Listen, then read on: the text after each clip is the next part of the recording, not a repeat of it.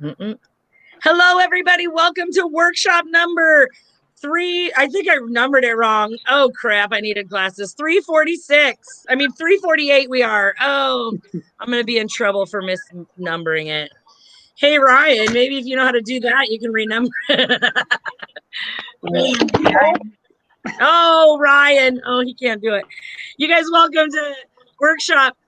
Even though it says 346, it's 348. So don't underestimate yourself, my friends. Welcome. Yay. We have comedians from all over the globe today. Well, mostly on the western side of the globe. I am your host, Kate Carlson. I am chiming in from near Seattle, Washington, about 30 minutes north of Seattle.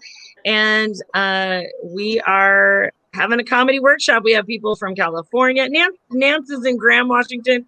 We have Toronto, Canada in the house. We have Hamilton, right? Ryan, you're in Hamilton? Yes. I think I know half the population of Hamilton now just through these workshops. It's fabulous. I told my husband I will have a place to stay if ever I am lost in Hamilton. I love it. Good folks up in Hamilton. So you stumbled upon the comedy workshop, everybody. Oh, and I think we got our fifth or sixth comedian for Connectivity's working. We have Janice. Yay, Janice! Figured it out. And just so you know, it now says 348 on Facebook.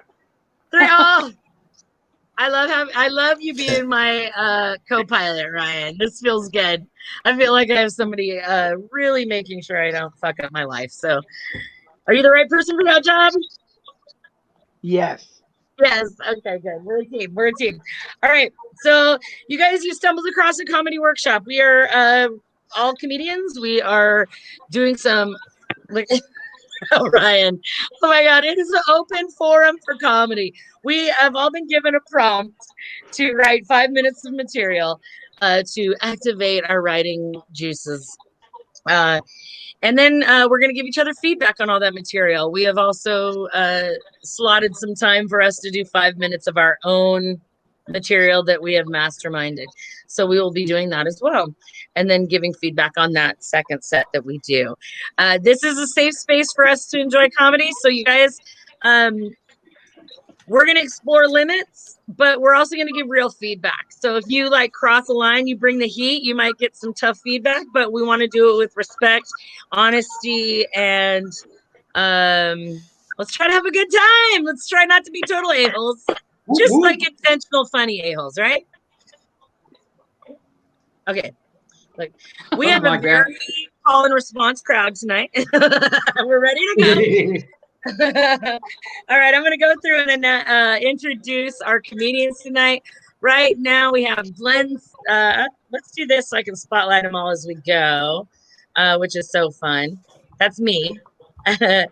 Right now we have Glenn Cias from San Diego, right? Or Santiago.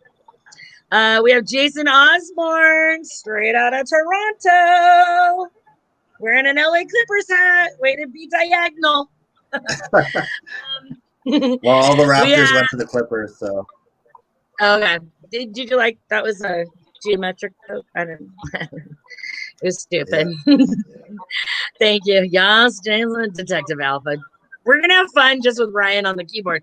We have Ryan Sims from Hamilton. He's going to be fucking with us all night long. Wait, we lost Janice again. Oh, damn it. Damn it, Janice. We'll get her back, hopefully. We have Nance from Graham, Washington. You know, it is so white down there, they could call it Graham Cracker, Washington. Like that was if you haven't been to Graham, just you know. driving the span away, you're all good. You guys, we are going to be doing our 5 minutes of material. Here are our banners. When you have 1 minute left, I will hopefully put this up on the screen. Sometimes I just carried away writing notes and enjoying your set that I forget to do that. But I will try to remember. When your time's up, you will see a big time on the screen there. This will not help you if you are not looking at the screen and reading your material. But if you're doing that, just try to time yourself with your own phone. And if you hear a duck quack, that means you've gone over your time, because my phone will quack if you've gone over your time. And we call that beating the duck. Janice! She's back! Oh my God, I hit an Janice! X. I thought the internet monsters had got you. Oh my God. Thank God. We got Janice. Okay, I'm gonna have to I'd already made my list, Janice, but you know what? There's always room for Janice on the list, right? Thank you. There's always room for Janice on the nice list. Okay. So we'll just figure it out. We're gonna be freewheeling with Janice's feedback and getting Janice in on the feedback. Damn it, Janet.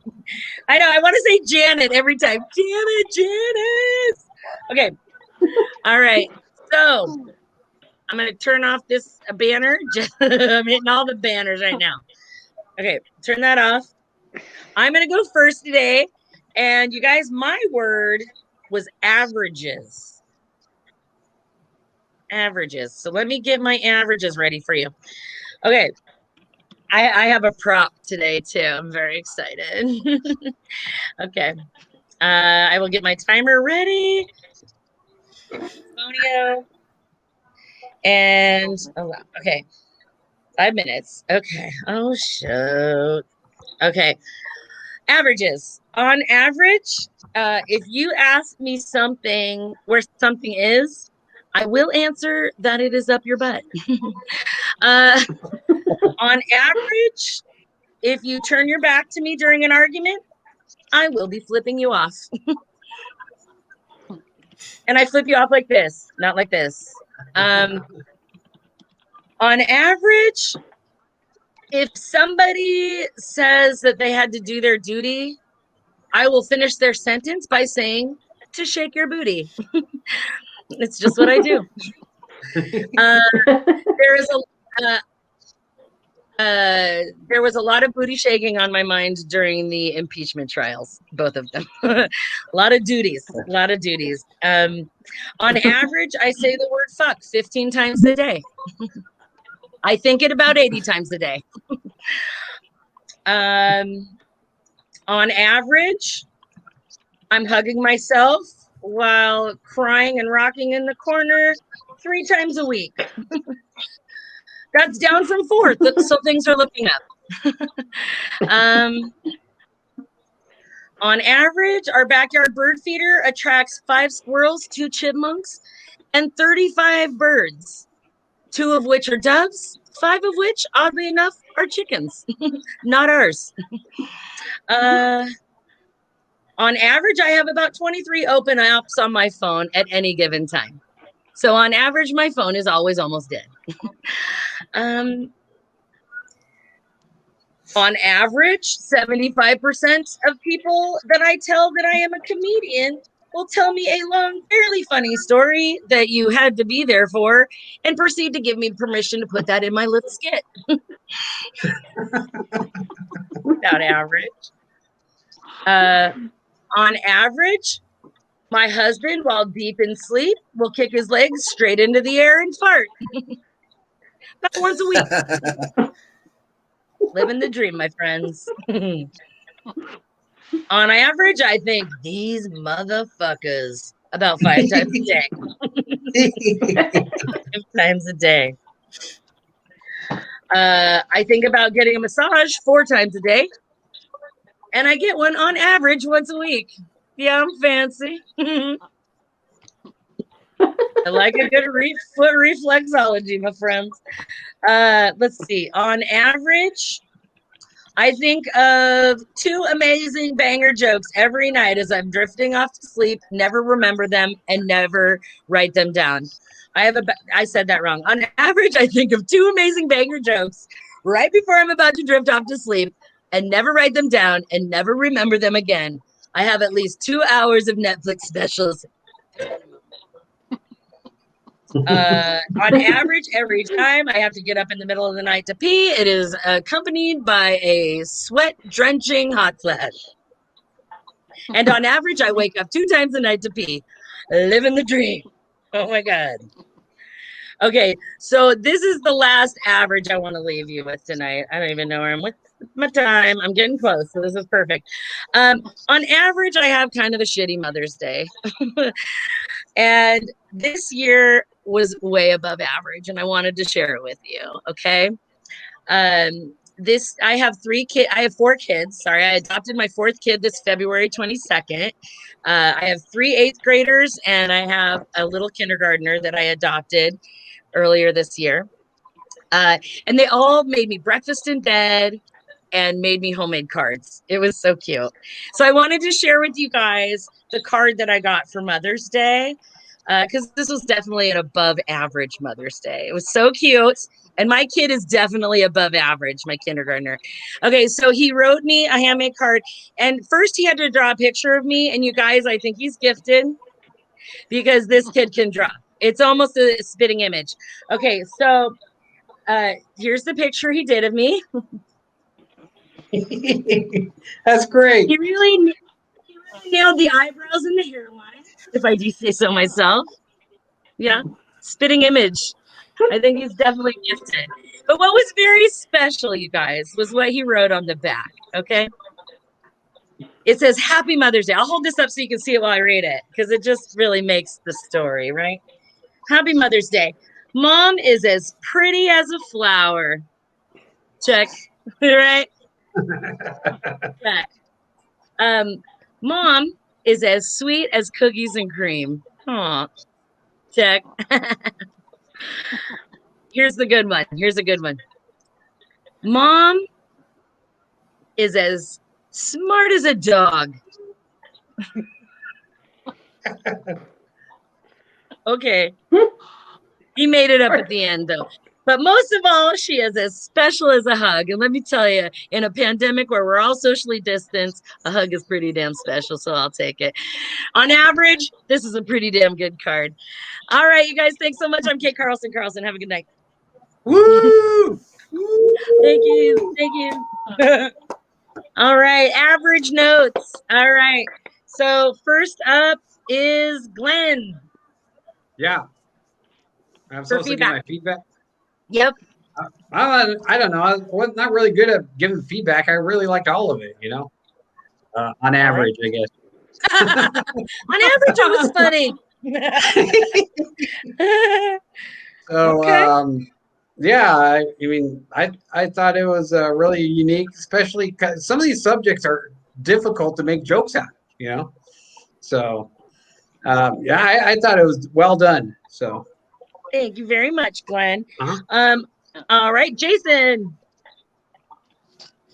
Yeah, overall, good set. I admire that you're able to kind of go back and start every joke with on average, because I can't do that every time. I would like lose my train of thought or like say the same thing twice, but you're able to do it consistently with a new joke every time.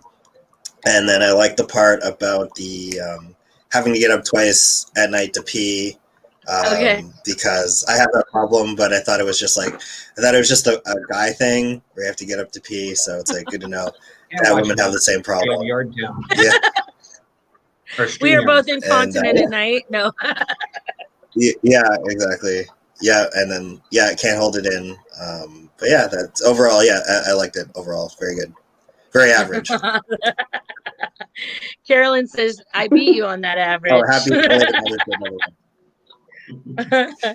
All right. Thank you so much, Jason. Ryan. Once a week, you said he extends his whole body and farts? Is that what you No, said? his legs straight in the air. Oh. That's not a lie. That is so true. I want to call that creep apnea. Oh my God. And then Oh you my could have God. said, Creep apnea. on average, my husband's penis is, and then just pause. Never mind. That's it. And then you were saying you're as smart as a dog. I don't know if you could do like a dialogue with. Was it you say your son did this for you? Yeah. So it's like, you mean like one of those Australian sheepdogs or German shepherds, right? No, I was thinking more like a pug. You know. And then he said you're as special as a hug, which is beautiful until you go for the parent-teacher interview, and her teacher's like, "So tell us more about these special hugs." Which seemed really nice until the parent conference. They wanted to know about our special hug time. Well, God. those are our secret hugs. So, Oh, those were hugs. those are my comments. Okay, hold on. I got to write those down. Those are good. With hugs, which is great until parent-teacher conference. Tell That's us more so about funny. these special hugs. I had this other part about it, like, well, a hug's kind of special, but I mean, I hug strangers. One time I hugged a guy downtown and I wasn't sure if he was homeless or a friend of mine until halfway through the hug. So I don't know. And said he was dead. I did do that. I'm like, dude, is this Marty? I'm just hugging a guy like in the homeless central of Seattle. Oh my God. I'm a hugger. What can I say? All right. Thank you. Nance, your turn. I liked it. You had a lot of solid jokes there with the on average, and then a joke after. You had so many. I couldn't get them all. I mean, I didn't write that many of them down, but the menopause jokes, I was kind of working on one myself this week, and I don't know if you could kind of add in dark times, ladies, dark times. No one's going to prepare you for this. And no one like does. I like the dark I can't remember the rest of my joke now, but that I would maybe add that. Kind of go or a like further dark with that. times, And then ladies, dark and sweaty. Yeah, dark and sweaty. And then I like the smart as a dog. You could say, maybe add, she sniffs everything before she eats it. Okay. That's all I had. I like that. I sniff everything. Apparently, I sniff everything, even ass. I'm not a millennial. I don't sniff ass before I eat it.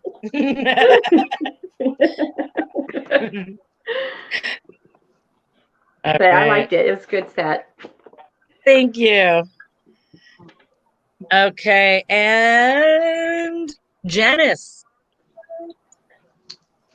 Well, I like the thing about the eyebrows. Do you ever, well, you're kind of young. Do you ever dye your hair and eyebrows in front of your child? Where you look, I do, and I end up with I brows don't so dye. marked. I don't dye anything. Oh, okay. I don't dye my hair. I thought that so, was yeah. good. Oh, okay. Yeah, well, I'm 68, so we know where that goes. Yeah. And well, the I'm very menopause- gray. I just wanted to get in touch with it. And the menopause, I like that. I think he could go into what's paused. You know, they call it menopause, but your hormones are raging, you're sweating. Why do they put the pause in it? Right. That's just, How did that get in there? I really That's a liked good your point. set. I like the way you just boom, boom, boom. Oh, thank you. Thank you so much, guys. Now there's not really Hi, much to critique. It's really good. Thank you. Thank you. I really appreciate that. I was really stuck on it. And then I kind of started thinking, I was looking up like weird averages in line. And then I started thinking on average, I do some pretty weird shit. So I went with it. So most of all of that is true, my friends. My husband actually at one point had a serious conversation with me and said, honey, can you please, when I ask you for things, stop telling me it's up my ass? I was like, I didn't know we were at like a conversation level about this. So sorry. My bad. Now my kids are saying it and I'm a very proud mother. Very proud. All right, you guys. Thank you so much. I am done. Let's keep this party rolling. Glenn, you ready? I am. Glenn, what is your word tonight, Glenn? My word is in the middle of my set, so I kind of worked it in like that. Perfect. Let's do it. All right. All right. Get set and go. Hello, my name is Glenn Cius. I'm a cancer survivor. I had leukemia from age 4 to 11. Now, back during those days, I was on the drugs I were on. One of the drugs I was on was prednisone. Now, keep in mind, prednisone's a steroid. And not only did it turn me into a champion prize fighter, meaning it made me very irritable, I also ate like a stoner. I remember I could eat a strawberry pie to myself, a straw hat pizza, and wash it down with a strawberry lemonade. So if you haven't figured it out by now, my word is straws. So straws were first invented back in like 3000 BC for drinking beer. And they're actually made out of ryegrass. And it made the beer very irritable. And there was this guy about the 1800s named Marvin Stone. I don't know if he's related to the Stone Brewery, but he made a paper straw. And because the rice straws made the beer very irritable, that kind of questioned me. Is like, that kind of reminds me of IPAs, because some IPAs taste like they were made out of ryegrass or rye bread. Mm-hmm. Now, let's see. Gosh. Now I can remember one of the things I liked about straws were crazy straws, and I liked watching the red Kool-Aid go through the crazy straw, you know. And that also kind of reminded me when I used to get my blood drawn. The syringe needles would have this crazy straw-like thing. Watch my blood go right through the crazy straw. Yeah, good stuff. So, you know, straws are not only good for drinking lemonade and beer, they're also good for smoking or snorting powders like cocaine and Ajax. For those of you who've seen Up in Smoke, Cheech and Chong's Up in Smoke, yeah. And, you know, whoever thought that straws are so diverse, you know, another thing that a straw can do, even though it's lighter than air, it can actually break the back of an animal, as in the straw that broke the camel's back. Mm-hmm. So whoever thought, I never knew the straws were so diverse. You know, you can drink with them, you can snort powders with them, and you can break a camel's back with them. But there is also one more thing that straws can do. They can actually warn you of an immediate danger, as in the last straw. Because when someone says, "Okay, that's the last straw. Now you've made me really mad, and if you don't stop what you're doing, I will cancel you." Mm-hmm. That means you're not only did you piss someone off, that you also broke someone's camel's back. That's all I got. Good job, Glenn. Thank you. Thank you. All right. So let's see. I have my list. So, Jason, you are the first to give feedback.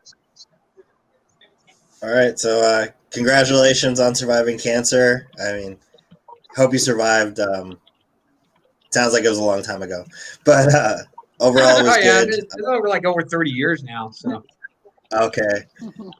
You mentioned using cocaine. I mean, using a straw to sniff cocaine. I guess one other use that, like, it doesn't come up as often, but like people use them for like roaches. If you don't have a roach clip, you can use a straw to smoke a roach. Oh, okay. I did not know that. See, I've never done that. Yeah. I've never done cocaine, but I do smoke weed occasionally. So. You get creative. You know, you work with what you're like MacGyver, right? You got to work with what you got. Yeah, Jason, you know, you want to work. Yeah, Jason, I want to see you smoke a joint like that. Like, okay. It's yeah, very totally Cruella de Vil. Yeah, definitely. Yeah, you got to use the small. You got to use like the small straws, like for like, you know, when you go to a bar and they give you like the little straw, like your rum and coke, like those straws. Like, you can't use like that. Okay. Can't use the McDonald's straws. There's one other thing. I don't write these things down. The other thing. I don't know, maybe what else I would have used for straws was like I don't know if you have this in the States, but in Canada they're banning plastic straws. Like you can't use plastic, like fast food. Places can't use plastic, so they have to use like paper straws instead of plastic straws. And then Yeah. like the paper straws don't last as long, and like when you put them in soda and things like that. So that's another premise that I probably used. But like what you did was great. I probably wouldn't have come up with the stuff that you did. So you did a lot of different directions. There's a lot of range there. So it's a very simple word, but like yeah, you did well overall. Thank you. Yeah, good job. You're welcome. All right, Ryan. Me? Oh, Yes, Ryan. what the hell is a Straw Hat Pizza? Oh, Straw Hat Pizza was a pizza company back in the 80s. And it was pizza. And because I was on that drug, I literally ate like a horse. I could eat a whole three-calendar strawberry pie to myself. I could also eat a whole pizza and you name it. That steroid made you crazy. So the Straw Hat Pizza is just the normal pizza, just called Straw Hat Pizza. yeah, it was just Okay. one of those they're no longer around, obviously, like Shaggy's. So Sounds like an Amish pizza chain. Okay.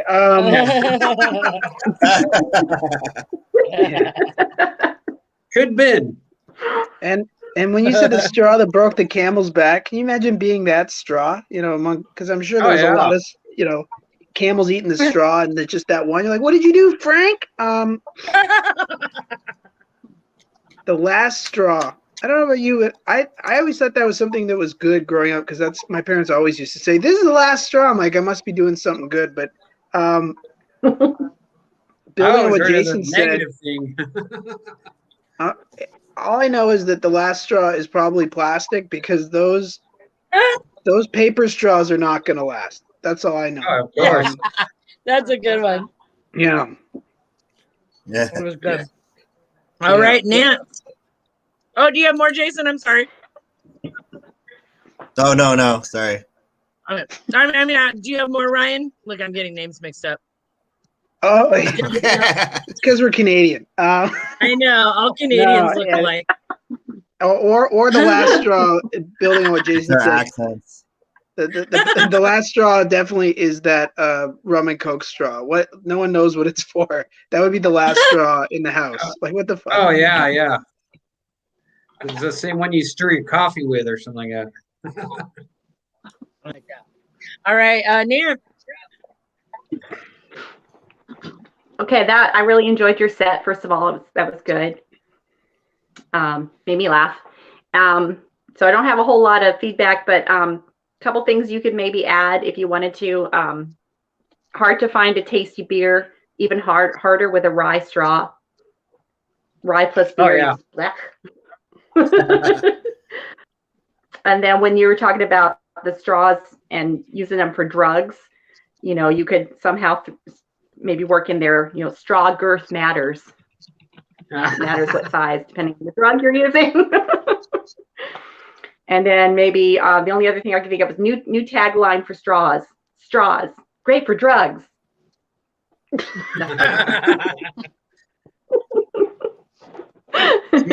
Otherwise, I really like your set. Oh, thank you. What a marketing campaign. Straws, great for drugs. Like straws. Yeah, right. Being a woman, my mind goes there. Sorry. All right, Janice. Oh, I really liked your set. I understand the part about using a straw drinking beer, because being a sizable woman, it prevents dribbles into your cleavage. So I found that straw drink really is a good thing. The other thing is a crazy straw. I remember back in the day with that, and if you left it in the sink overnight and the milk would sour, you were screwed. And why didn't they ever invent the little brush to get through those little crazy straws like that. But I really liked your set. Congratulations you. on, being cancer-free with your leukemia. Yeah, it's very delightful. I really enjoyed it. Mm-hmm. Thank you. Great job. All right, Glenn. I thought when you started talking about paper straws, I was ready for you. There's paper straws and paper straws are trash. Just like kind of break in because you're kind of talking in this monotone way, or just kind of like not monotone, kind of just a easy kind of trail. And I think it'd be really funny as you're talking to just throw in really random, very strong beliefs about really like you're talking about straws. I can see you just say. I remember watching something when somebody said something about Total cereal, and somebody says nobody fucks with Total. Don't talk shit about Total. Like I could see you being that kind of guy where you're just kind of talking about some random thing like straws, and I was ready for you to say, paper straws are trash, and then just kind of go back into your easygoing cadence. And I think throughout that whole set, as you're talking, you could throw in you could go back through all your writing and just pick little spots here and there to just like have a really bizarre hot take about this, because it is kind of just, and there's these straws and these straws and there's these kind of straws, but you can just make weird, bizarre takes throughout there and it would throw people upside down. And I think it would be really fun. And, I don't know. You might want to make sure you have a good lawyer telling people to snort Ajax. I was like, what? But I do think that you have like this really easy kind of going kind of cadence and delivery. And I think it has the ability to be this unassuming creep up on you, because that's what I was missing is a few hard punches in your set. So if you just add some weirdness in there, weird. And I like stupid too a lot. So I wanted to hear like if you just jumped out with paper straws are trash, that would have like made me die because it's so stupid to say. It's just like petty, right? But I feel that way. I feel paper straws are trash. You can say and fuck the turtles. You can say something like that. Just like really concerned with it. Fuck I think those paper straw turtles. Yeah, don't be afraid to not just go, that's a funny thing. Like throw some absurd stuff in there and it would really just bring it next level. It'd be really fun. Nowadays it's kind of hard to be absurd because you don't know who you're going to piss off, but hey, sometimes you gotta go for it. Glenn, there's a difference between absurd and just arrogant or being an asshole. You can be absurd and that means like just something completely upside down, and then you just be like you don't have to be a jerk. You just like saying something completely out of left field, like you can even keep politics out of it or anything along those lines, because you can lose half your crowd. So you just say something really weird and absurd, and that's where like you're just kind of going this unassuming guy, and then you say something really bizarre and everyone's gonna be like, what? And they'll lean in. I think that's the cadence I see from you. It's really fun. Yeah, that's what they said in my class. That they noticed I do that. I'll go completely off kilter and then come back to it. And it's that kind of fun. You. Yeah. So don't snort Ajax. I was just thinking of the movie Cheech and Chong. The one scene where that girl starts snorting Ajax like lines of cocaine, and she's going. So. Okay. The last bit of feedback. Stoner movie, by the way. It is a great stoner movie, but the last bit of feedback is work on obscure references to make them less obscure. So like the straw pizza, nobody really knew what that was. And now Glenn, we're both of probably in our 40s. Yes. Yeah, so we have different obscure references, and there are some that I've had to nix because people look at me like, what the fuck are you talking about? And now I feel completely aged. So I really worked at trying to make sure I have references that audience will be able to get as well. And that just lets them connect to your material as well. Yeah, it's like my first time doing this, and I'm like, straws. What the hell can you write about Oh. straws? No, it was great. It was Yeah, great. yeah. And you know what? We're getting to be old farts. Oh my God. When people don't understand our references, it makes me cringe. But Mhm. I remember Shakies. Yeah. I remember that. But it was really great. I think it's a lot of fun. And you can definitely use that set and kind of work it, pumping it up in different spots and come back to a workshop and try it again. It's so Okay. fun. I've done that with my therapy set that I did on this workshop multiple times. I've worked on it at 3 different workshops, and then I did it on stage for the first time last night. It was very fun. I love this workshop. So you got a Nice. lot to work with there. Really great legs on that. So good job. Thanks. Go ahead, Ryan. Did you have something to add? Just you're saying if you wanted to say paper straws are trash, you could say and think of the turtles. Without all those plastic straws, what are they going to do all their drugs with? I know. That's true. How are they gonna turtles gonna snort their Ajax? Yeah. That's true good. too. Write those down. Use those jokes. He's giving you those jokes. Okay, cool. Yeah, that was great. That was so funny. All right. So next up on the stage. Wait, we got to everybody? Yeah. Janice, did you give feedback? Yeah, you were early, weren't you? Mhm. Yeah. Wait, did I skip anybody? I don't want to skip anybody. You're good. Oh, it's just me. I was the last person. I just gave you my feedback. All right.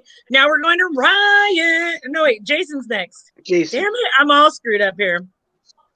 Damn it. I really didn't even do my list right. Jason, what was your word? So my word is prudence. Prudence. Ooh, that is not an easy word. Oh my God. All right. I'm excited. Okay, good. It wasn't just me. Okay, yeah, I got this word prudence, and the first thing I thought was, couldn't they give me a word that I know the meaning of? But if we're being realistic, if we like only stuck to words that I knew the meaning of, then I probably wouldn't get any words. So I'll work with what I got. So I Googled prudence to like find out the meaning of it, and then like the Google definition was the act of being prudent. And like I know, like, you know, everyone at Google is supposed to be super smart, but like if I don't know the meaning of the word prudence, then I'm probably not going to know the meaning of the word prudence. So, you know, double stuck. But they did have synonyms, so it also means like wise or cautious, so I can work with that.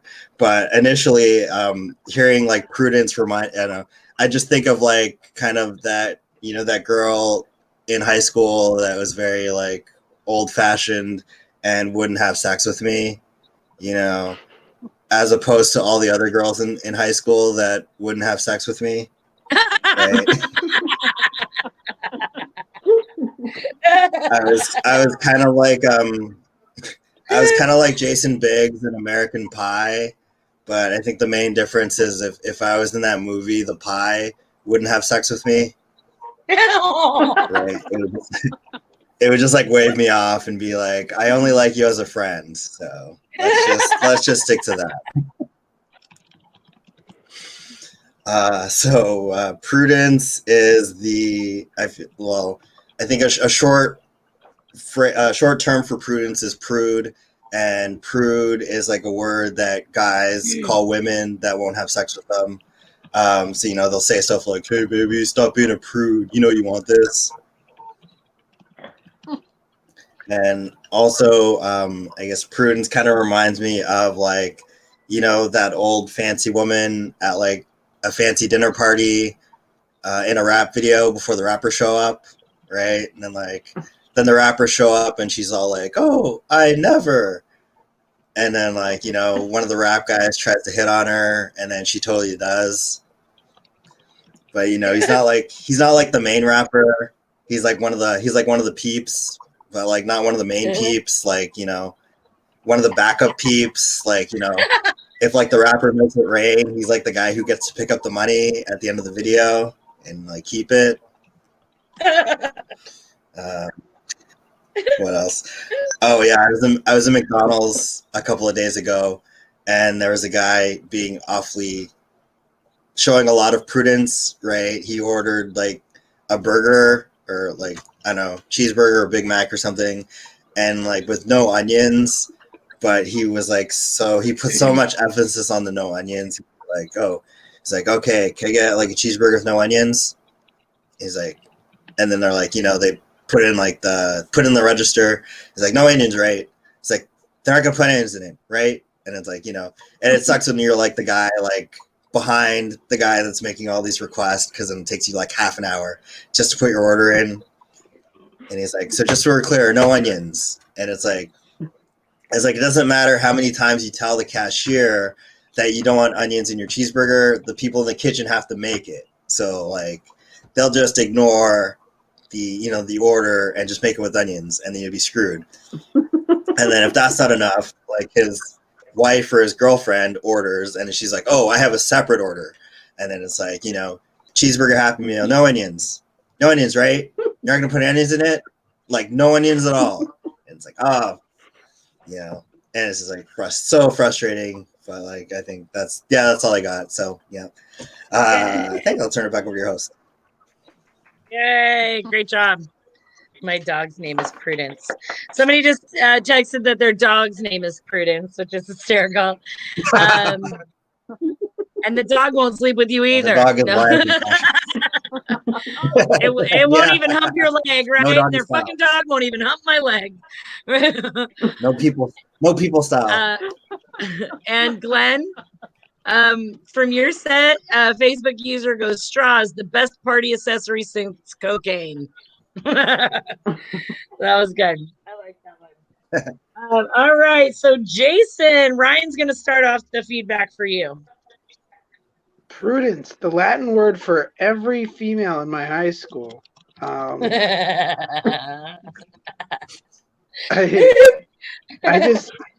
focused a lot on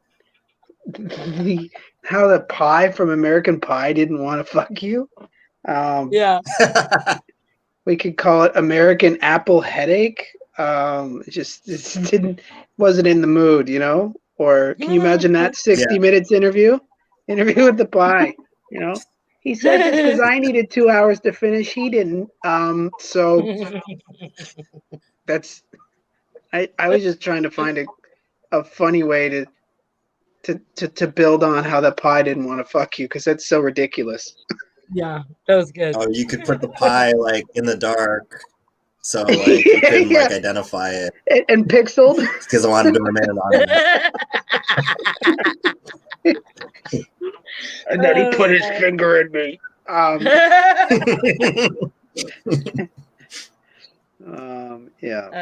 Without even whipped cream. So I was just thinking about that stuff. And then Oh no, go ahead. That's it. That's all I got. That's it? And Okay. someone's dog is named Prudence. I think it's a Kelly from she's someone that has done the show as well. So Yeah, she says she sleeps with my husband, fucking bitch. I like it. All right. So thank you, Ryan. Next is Nance. I liked your set. It was pretty good. Maybe just to build off of what Ryan was saying on the pie bit. The prudent girls in high school wouldn't fuck me, just like all the other girls in high school wouldn't fuck me. Even the American Pie wouldn't fuck me. Then you could just say, I got friend zoned by a pie. Yes. That's a good one. And so put that in the end. And then when you were talking about the rap video, you could maybe just add, the ladies all prude and, oh, I don't know this music. Oh, this is scary. And then she just gets up and starts busting a move. And when you were behind the onion people, you could just be like, all I wanted to say to him was, hey, onion guy, I'm on a 30-minute lunch break. Wrap it up. And then you realize, oh, it wasn't just an onion guy. They're an onion couple. Couple of sourpusses. That's all I got. Awesome. Thank you. All right. Janice, your turn. for some I feedback? liked it. I liked it really well. I liked the part about the high school. You know, when you're talking about that, but I would bring it into the now. You know, like this happened in high school, and guess what? You know, everywhere I go, there's still prudence everywhere. I think that you could build on that. Yeah. I really do. And it is a hard word. I'm sitting here trying to think of different things, and it's like I'm just almost a blank. But maybe go into the prude part of it a little bit more, because there's probably a lot more people out there that don't know what prudence means. So you might go into it. That is a really hard word, but I really liked your set. It was really good. Really good. Awesome. Thank Thank you, Nance. I really liked your intro, how you were just like, and then I looked it up and it said to be prudent. Like, I've looked that up so many times. And like, thanks, fucking Webster. You know, it was so good. So I thought that was very funny. And the girls in high school sleeping with you. And I loved how you set that joke up. You know, it reminds me of that girl Prudence in high school that wouldn't sleep with me, unlike all the other girls in high school that wouldn't. Yeah, that was a nice build. And I also thought of the friend zone with the pie. Where he said the pie wouldn't even fuck me. I mean, have you ever been friend zoned by the pie? It's not a good self-esteem boost. So, the backup peeps was pretty funny. I really liked that. And I thought of, because I liked how you said, you know, when you're trying to explain how backup they are, you know, if they're making it rain, they stay behind and pick up the money. I thought, you know, if they're making it rain, they're the guys that stay behind and clean up the rain. And I thought that kind of funny. That's one of the things I wrote down. But that was a really funny set, Jason. I really enjoyed it. You made me laugh quite a few times. Thank you. Well done. Well done. All right. Thank you. To do feedback. Your turn for feedback. Glenn? Glenn. Oh, you're muted. Okay, Glenn doesn't want to give feedback. I don't know. Oh, what's I'm happening. muted. Okay, see, I got to pay attention. Too important to pay attention here. So. Like I said, I'm not really one on giving feedback, and I looked up prudence, and it said the quality of being prudent. So I'm even more lost. But I thought it was great. Because I was just like you, none of the girls in my high school wanted to fuck me. So, so that's all I got on that. Yeah. And the American Pie reference. Oh my gosh. So. Oh my God, this is such a funny conversation. Yeah. The best conversations happen on the workshop. No girls in my high school wanted to fuck me. Like, you don't have these conversations many places. I really appreciate doing this. I always say my notes are the best. I would just love to watch my kids stumble upon the notes from these workshops. Snorting Ajax, what? Like, I'm gonna like scribble that one out. All right, great job. That is Jason's turn. Oh my gosh, next on the mic, straight from Hamilton. He's in the room where it happens. The room where it happens. He's in the room where it happens. Look at that's a Hamilton joke. It's a Hamilton joke, you guys. You haven't seen Hamilton? I don't know. I haven't seen the whole thing. I just know that song. All right, Jason, what's your word? I mean, why do I keep calling you Jason? It's the Canada thing. I swear to God, all Canadians. I'm so racist towards Canadians. Monopolies. I actually got this word on a different workshop. It was the wrong one. Monopolies. Monopolies. Okay. Yeah. And just like I'm going to get that comment off. Jason couldn't get any of that pecan P word. Okay. Pecan puss. Jason couldn't get any of that pecan pussy. I like it. I like how they wrote pussy and used a pound sign. Isn't that appropriate? Okay. I like Jason also Googled monopolies just to make sure I knew everything it was, and It's either when you take over entire marketplaces and people get mad at you, and then you start wearing a monocle and send people to jail for not following the rules. Sorry, that's either the Hasbro game or exactly what our government's doing right now. To be honest, after countless hours of research, I found out that whether we're talking about businesses or the game Monopoly, it always makes someone look like an asshole. Name one friend you've ever played the game with that you still trust. I'll wait, right? like I have better friends that I've played Russian roulette with, and I mean,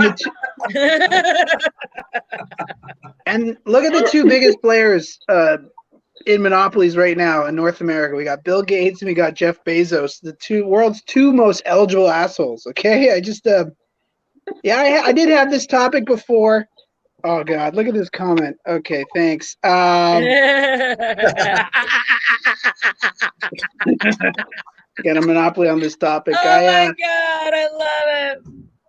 I wish that Bill Gates would just stick to ruining one industry, because when he doesn't have his finger dipped in Silicon Valley and science and mind control, he's busy buying up farmland. He owns more farmland than the entire state of North Dakota. Talk about small penis syndrome. I don't know what he's doing there, but I don't think I know anybody that looks less like a farmer. You know, maybe a scarecrow. I don't know. And Jeff Bezos, he's no better. He built an entire empire on home shopping by destroying mom and pop stores in your own community just so you can get fat and order entire cases of sweet chili heat Doritos on Amazon Prime before you even finish your joint. Actually, that sounds pretty good. I won't lie. I'm just surprised those two guys haven't bought up Hasbro and made their own version of Monopoly, the billionaire version, the New World Order, free game with every vaccine. I do not pass go, do not collect the vaccine, go straight to mandatory quarantine, and do not pay any income tax. But those are just the big names in Monopoly. What I was interested in is who controls the other industries. Like, someone out there has the monopoly on genital wart cream. You know what I mean? Like, what if I want to get in on the big corporation to bring down those little bumps? I don't know, you know, or someone has a monopoly on manure. And if their motto isn't, we deal with a lot of shit, hire me right now, marketing. I need to do that, you know? Or someone was actually telling me that we have a sex shop here in Hamilton and there's a monopoly on edible underwear. And can you imagine the lobby group getting flack because they haven't adapted to the market and don't offer environmentally friendly, non-GMO, gluten-free, edible unders? You know, I want to create a product right now. It's an eco-friendly gummy cock ring. It's called the Gummy Yummy, now with less salt. Just hear me out. But what I did want to do is I realized that those overlords, Bill Gates and Jeff Bezos, are going nowhere. So as a new father, I've incorporated them into my bedtime stories for my son. I call them Bedtime with Bill and Bezos. So I rewrote the Little Red Riding Hood. It's now called Riding Hoods in various sizes and colors, 50% off. Lady and the Tramp is now from the perspective of an Amazon employee. It's called Lady on Food Stamps. Yeah, the Tortoise and the Hare is now just called Windows in the Linux. Yeah. Because both of them are recently divorced, the classic Frozen 3 is just called Assets. And Jack and his golden snuff box is now just called Jeff and his ex-wife. So I cannot wait to read those stories to my son. That's my Monopoly set. Yay! All right. Ryan Sims bringing the Monopoly. All right, Nance, you're first to give feedback. Okay, Ryan, you're too smart for me. That was a very smart set. The only thing I came up with, I was going to mention calling them corporate overlords, and then I heard you say that at the end there, because I actually work part-time for Amazon, and we call Bezos the corporate overlord, even though he's not the CEO anymore. And the only other thing I came up with, I don't know if anyone remembers that farm picture of the man and the wife, and they just look miserable. Bill Yeah, Gates does kind of look like the guy in Yeah. that picture. he does. I don't know if you could work that in, but that's the only thing I American could think Gothic. of. If you could show that picture. Yeah, American Gothic. What would his wife look like? That's Just a robot? I don't Just know. put their pictures side by Siri. side. Siri. Get one of those dresses Yeah. from Target. Yeah, Amazon. But that was a great set. I loved it. That was All great. I right. loved it. Thank you, Nance. Next up is for feedback is me. It's me. I thought it was really, really funny. I liked how you morphed definition into the game and discussed how awful people can be in Monopoly. You know, I know parents that won't play it with their children because somebody always cries. Like somebody always leaves crying. So that's a funny. Any way you look at it in real Monopolies or the game Monopoly, somebody always leaves crying. I think Yeah, there's no way to win one that is in game. their bedroom, one is off the top of a building. I don't know. There's no, yeah, Monopoly and Risk. There's no way to win that and come out like without sleeping on the With friends. couch, you know? Yeah, and not crushing somebody else's soul. I liked the rewriting of stories. I thought it would be really fun to hear those stories a little bit. So like when you thought of Little Red Riding Hood, I thought of Little Red Riding Prime delivers the goodies to grandma overnight if it's more than $35 worth. You know, something like that. Like expanding the story a little bit and getting it a little more detailed of those stories. I thought that was a fun way to go with rewriting a nursery rhyme. So I think you can go a lot of fun directions with that. Good job. Thanks Thank for you. bringing such fresh new material too. I don't want to get into it. I love that you got busted in the comments. That was so Well, because funny. I was called last minute to do a show, and this was already booked, and I was like, I'll just do Monopoly. So this is the second Yeah, no, time. I've done that. This shitty one. I'm like, I didn't have anything to write, so I'm doing a topic I did last week. I've done the same thing. All right, Janice, your turn. I really liked your set. I think when I think of Monopoly, I think of my family, and we have our own family rules. So if somebody outside the family comes over to play Monopoly, all hell breaks loose because we've got really weird rules. Sounds like the Texas Chainsaw Massacre.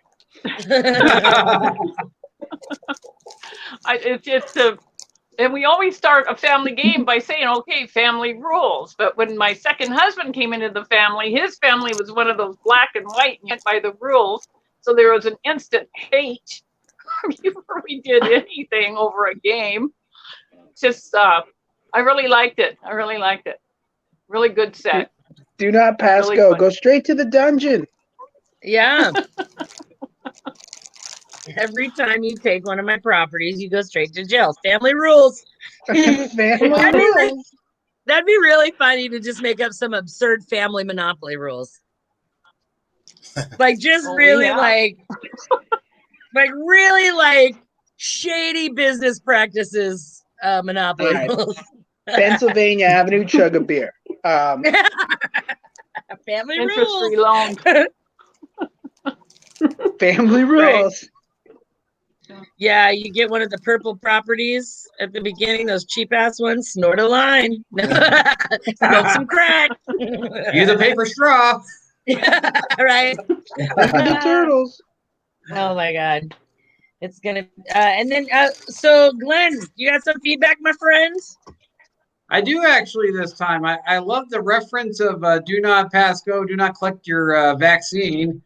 One of the jokes I like to use about Big Farm is the reverse take on the side effects. I like to say, well, just the other day I asked my doctor if increased thoughts of suicide or depression were right for me, you know, so you can probably say something like that. Yeah, and he's getting into that. So it's true. You can look him up. He's the largest landholder of farmland in America. I guess I could say, talk about big pharma. Yeah. But Well, maybe if our government, you're in Canada, right? Eh? Yeah. Okay.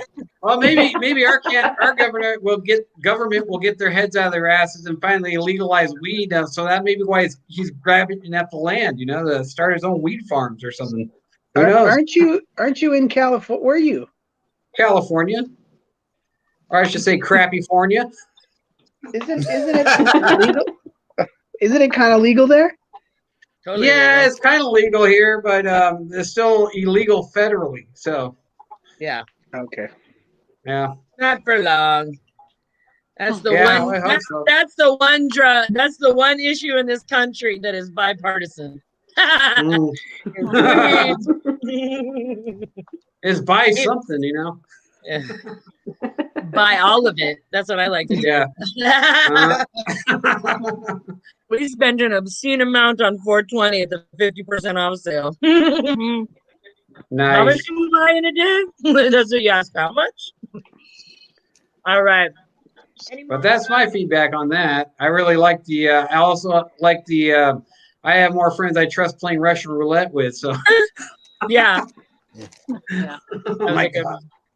Yeah, That was good. funny. Yeah, but That it was is good. true. When people want to start playing Monopoly, I just kind of walk away. It's like, eventually I just get frustrated or fall asleep with it because it just keeps on going on and on and on and on and on.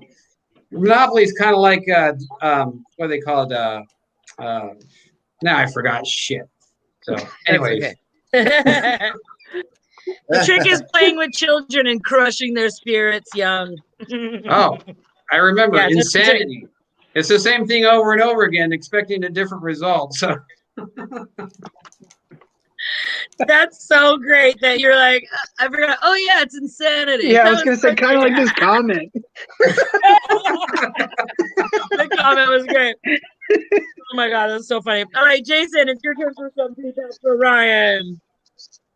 Yeah, it's a great set. The yummy gummy one was awesome. Probably wouldn't have come up with that one. Sorry. Yummy gummy. Yeah, it was genius that you looked up your word on Google. I knew I heard that somewhere, but yeah, good. That was a good job. I definitely would have gone with the Monopoly, like with the board game, for like the Monopoly reference. I guess one thing I would have done was, how they're like back in the day, there used to just be like regular Monopoly. And now there were like all these theme versions of Monopoly, so I probably would have like been like use the versions that like try to have monopolies over their industry. So there's like Disney Monopoly, and Disney tries to have like the monopoly over family entertainment, and like Simpsons Monopoly had the monopoly over adult cartoons, and then like maybe make up like an Amazon Monopoly or Microsoft one. But yeah, definitely the Bill Gates and Jeff Bezos having a monopoly over their industries. That's definitely, they get accused of that a lot. So that was a good way to go with those. So yeah, great set overall. Jason, I want to piggyback on that feedback. It would be really funny to imagine an Amazon Monopoly board game or a Microsoft Monopoly board game, and how, if you crush 3 grandma's souls and kill their family business, you can collect double rent or something like that. Just make it like you're decimating small town America on every turn of that Monopoly board. I think that would be fucking hysterical. I mean, in a sad way, in a really sad, soul-crushing way, it'd be hilarious. And I think you could deliver it well with so much sarcasm. It would be very funny. And the 2 times we've hung out now, your brain is so funny. I think you could really come up with some funny squares. So I would love to hear what you could come up with for that. So great job, Ryan. All right, we're gonna keep the party rolling. Is everybody ready for some Nance?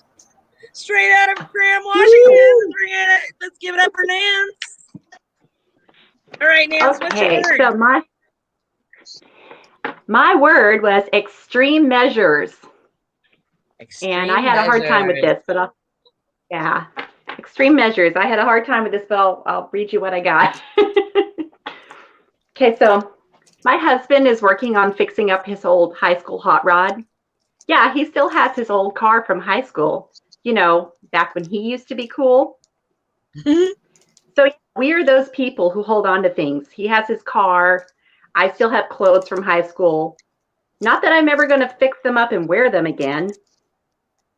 But he's so into this car, and he always just calls it a Duster. And I'm like, well, what is the name of what is the actual car? I don't know what a Duster is. You mean like a feather duster? And he's like, it's actually a 1970 Plymouth Valiant Duster Formula S model. I was like, wow, that's an extreme name. I myself just drive a Chevy. These car guys, I tell you, they go to extreme measures to fix up their old cars. They strip them down to where it's just a shell of a car. And they're like, starting from scratch. Nobody's going to recognize this car when I'm done. You know, because they're all rednecks that do this stuff. So, yeah, because when you put it back together, you're using other car parts. You got the hood of a Chevy, the front fender from a Dodge, the roof from a UFO. And then they're like, check out my extreme cool car. It's like, no one knows what I got here. I'm like, yeah, dude, you made a Frankenstein. Awesome. So, let's see. But yeah, my husband is kind of an extreme person. He comes from a extreme measure kind of people. His heritage is German, but don't worry, they left Germany before World War II.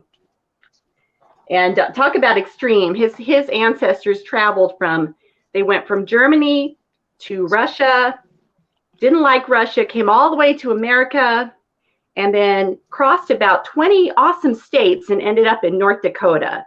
I'd say that's extreme.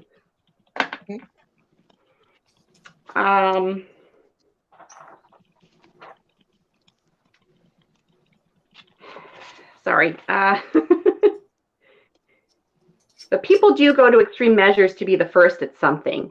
For me, it's getting up for the first cup of coffee in the morning. I will set 3 alarms just to be sure I get up first and get that first cup of coffee. And my last joke, Elon Musk and Jeff Bezos, they're dueling over the new space race. I'm not sure if that's what they're calling it, but wouldn't surprise me if one of them buys out the other one's company just so they can be the first one in space. Because they are both extreme and extremely rich. That's it. That's all I got. Yay, good job, Nance.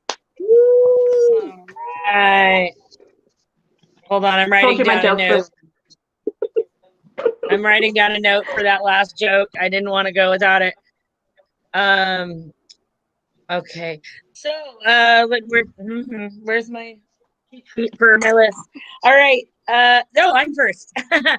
Cheat sheet. Okay, so I think you have some good premises there, and to get legs, some stories about your life a little bit and your family that I think you can build on. So a lot of times when you're doing these first rounds, you're getting, with these random words, you're getting a good premise to start with. And that was fun.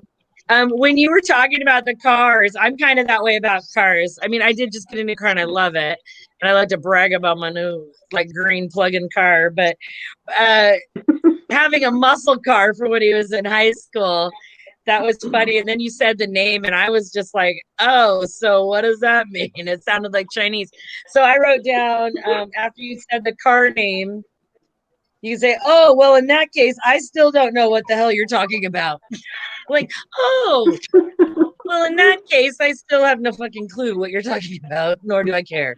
Kind of this flip of, that I could see myself doing that. And then at the end, when you were saying, Bezos and talking about Bezos and Elon Musk saying, you know, they're both it'd be really interesting to see if one of them bought out the other's businesses so they could for sure get to space first. Because they're both extreme assholes. Just leave it there. I think that would be really fun. Just they're both extreme and give it a pause, assholes. And I think the crowd would be like, yeah. Great job. That was fun to hear your brain, Nance. I enjoyed it. You're up. Thank you.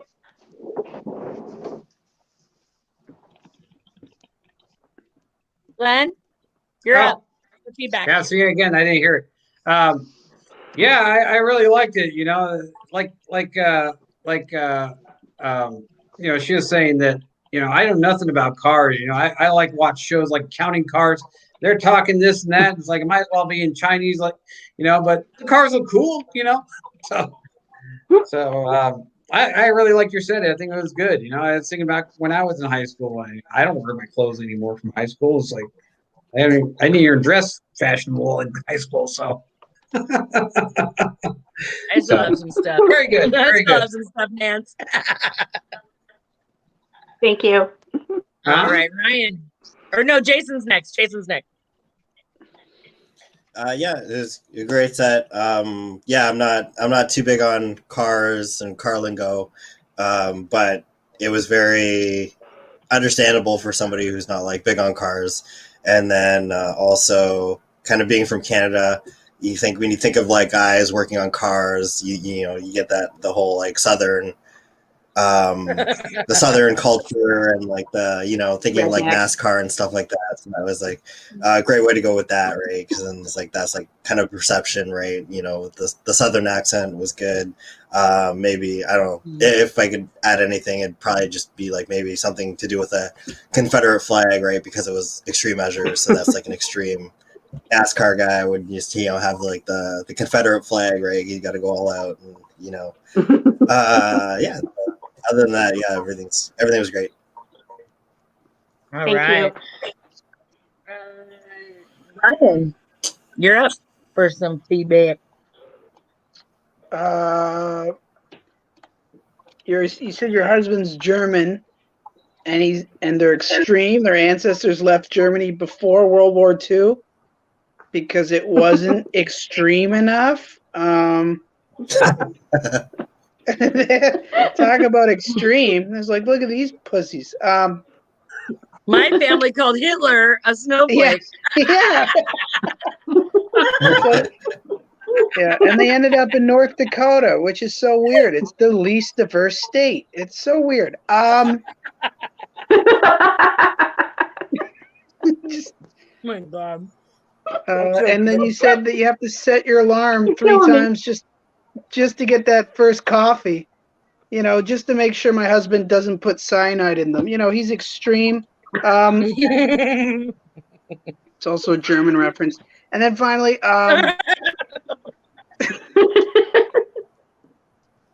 they left before it was not cool. Like, you don't blame them. And then finally, Elon and Bezos are in a race are in a space race. I don't know what's going to get them there first, the rocket ships or their inflated egos. So, The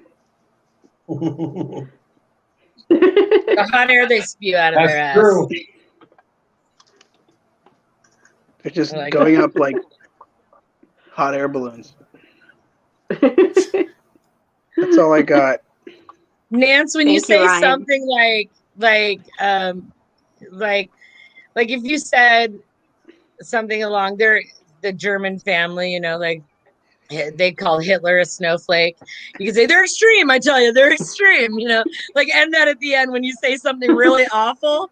Just that they were very extreme, and then that divorces you from their opinion, and you're just commenting on someone else's extremeness, and you don't sound like the crazy racist. Like they were. My family was extreme. I'm glad I got out of it. You know, it just keeps saying. Then it gives you this leeway to say some wild shit.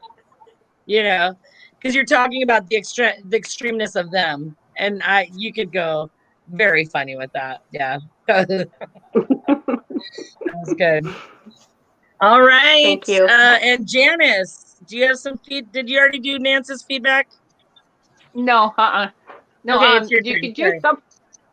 You know, you could use something like because this happened in my family is when the German side came over, they were so extreme they became Pennsylvania Dutch. True story. A lot of Germans became Pennsylvania Dutch. And the thing about the coffee is I have a kind of a similar joke, but it's not that way. But I think it'd be really funny if you set that alarm 3 times to make sure your husband got up to get you that first cup of coffee. That's just my take on it. I like how you And think, I would make Janice. and I would make the car something like a Corvair that he's trying to make into this cool duster with getting all the different parts. Do you know what a Corvair was? It was a really dorky car back in the 60s that they made that they had the engine in the front. Now they're really rare, but I had one. They were just really lame. But that's my take. But it's really good, good stuff. Huh? I'm confused. Aren't most engines in the front? I'm sorry. I'm very No, I meant in the confused. rear. I meant in the rear. I'm sorry. That's the bad. No, it was in the rear. Like, hold on, Janice. Have you been drinking? This car was so weird. Engine was in the front. And oh my God, the passenger sat next to the driver. Oh my God. Yeah, where are you gonna put that straw hat pizza? I know, People huh? put their groceries in the trunk. Oh my God. Sorry. I There's love that. throwbacks on the criticism. Now, Janice, real good. when I say something like that, please call me, do that right back to me. Say, Kate, wait a minute. No, don't worry Because about I appreciate that. So that was funny. That was great. Is there anything else you wanted to add, Janice, before we move on to our next round? No, it's really good set. You got a lot there to build on. You really do. Be really funny. Yeah, that was Thank good. you. Some good moments. Really funny. Oh, thank you. Yeah, that was really Definitely. good. That was fun. All right. Oh yeah, no, we're not ready for round one. You know why for round one to end? Because last but not least, she made it. It took her a long time and many tries, but we have Janice. Woo! Yes, Janice. All right, Janice, what's Well, your word I for got tonight? I got a phrase that I try to do keto, but my phrase is vegetarian meals are like, that was my word. It's a phrase. And Oh, I so your have phrase is vegetarian meals are like. That's what you got? right. Oh Yeah. my God! What kind of assholes are Kevin and Scott? I've never heard a prompt like that. Vegetarians be like. I love it. I know. That's So I cool. have Really, I think Kevin just wants this for an educational purpose. yeah. He's taking notes. Okay, I'm taking notes too. do 5 minutes on vegetarian meals. Be like.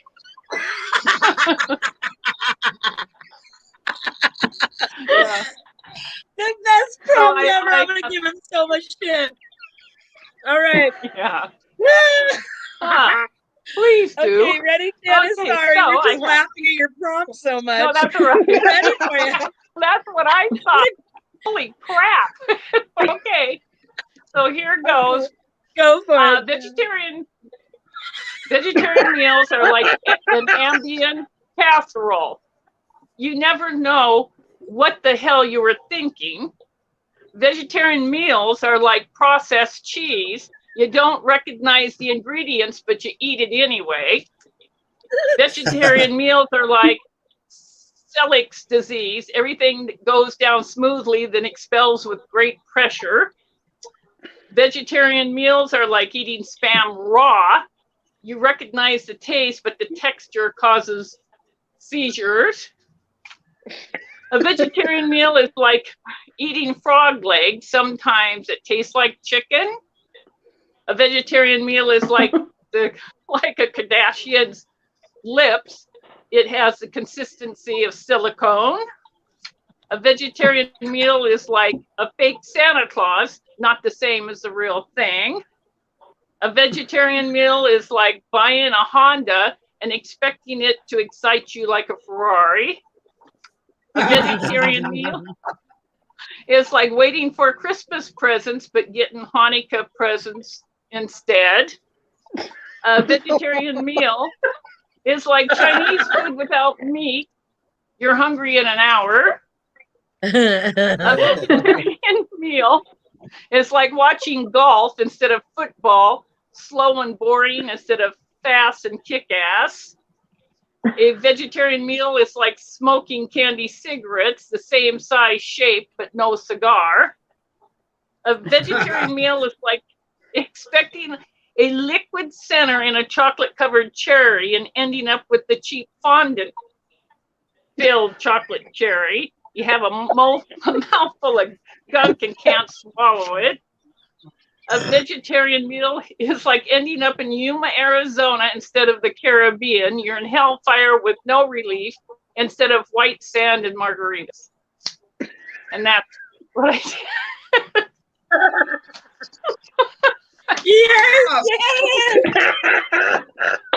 Oh my God. I don't know. 2.5 minutes on vegetarian meals be like. I was joking, but it was so much better than I expected. I know, that was so good, Janice. So much fun. Oh my God. All right, so why don't we start?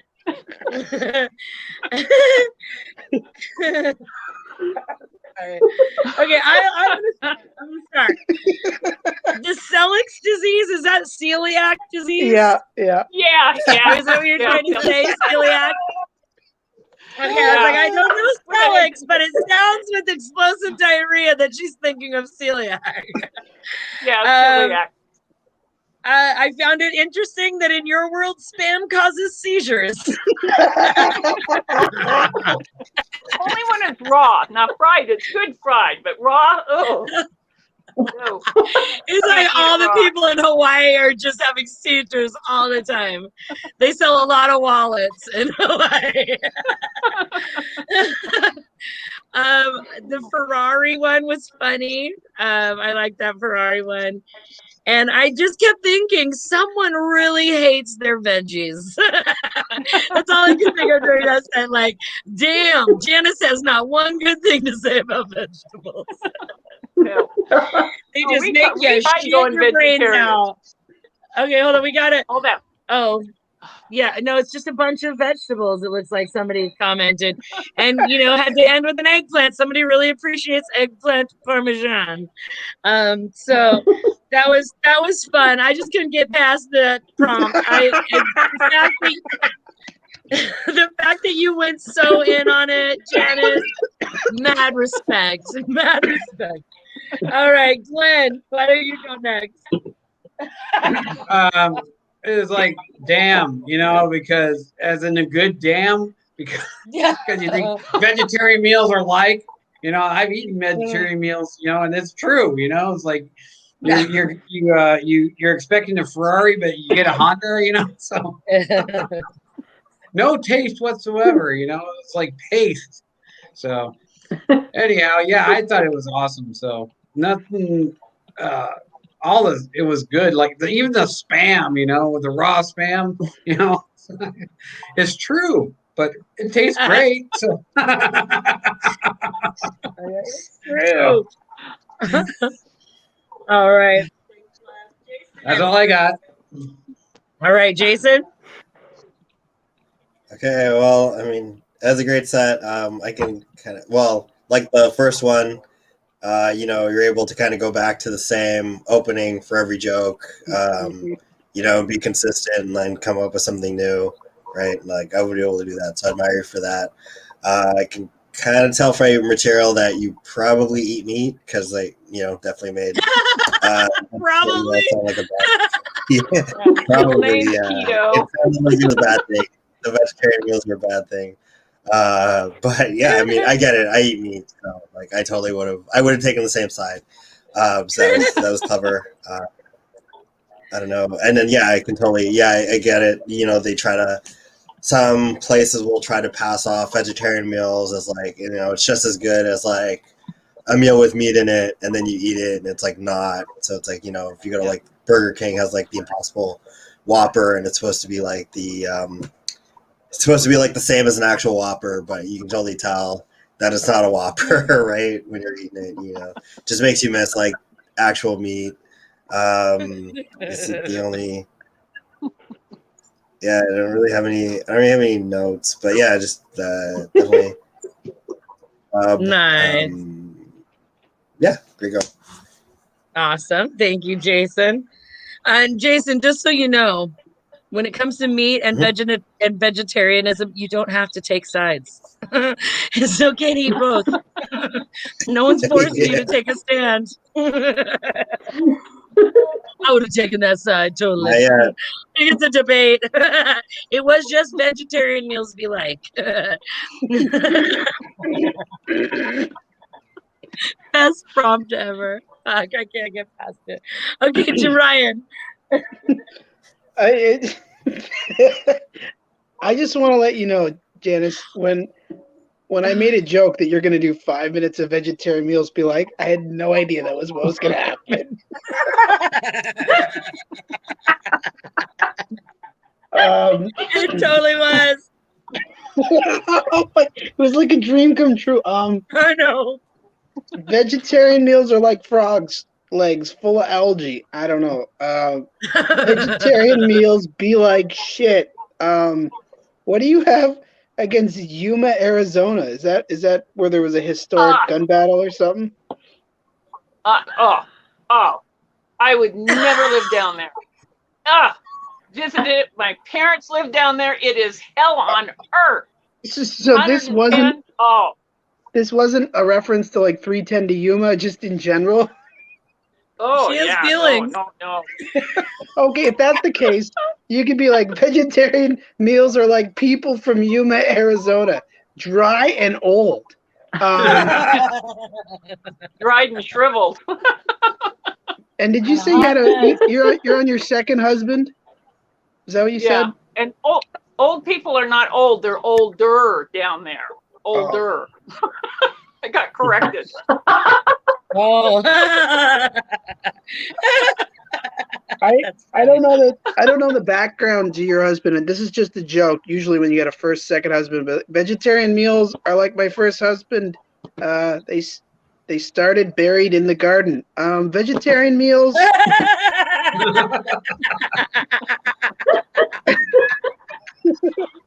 Vegetarian meals be like all green and stuff, and then finally, vegetarian meals are way better than those vegan ones, paper straws and stuff. So, I just had fun listening. You actually had some really good jokes there, to be honest. I think though, to recreate what happened tonight, it would be the hardest thing to like let people know that somehow you were given this prompt, because it was funny before you started. Totally. You just did it. That's the most I've laughed in a while. So thanks. Yeah. So fun. Yeah, you're not married to me. Great job, Janice. That was so fun. All right. And then Nance, did you give feedback yet? Not yet, huh? You're next. Okay, I don't have a lot because I was almost crying. That was so funny. Only thing I could suggest is maybe add to the set if you wanted to. Vegetarian meals can be bought at Whole Foods Market. You just kind of start picking on Whole Foods Markets. You can tell the Walmart shoppers who accidentally wandered in versus the actual vegans who belong there. And then the only other thing was I didn't quite get the whole spam joke, but maybe you could switch out spam for tofu or get a tofu joke in there somewhere. otherwise, I thought it was great, and I haven't laughed that hard in a long time either. Oh my God. Vegetarian meals be like. Yeah, that was a great. I think I would have cried if I had gotten that topic. That was I don't hilarious. know if I could have just held it together. My God, that's so funny.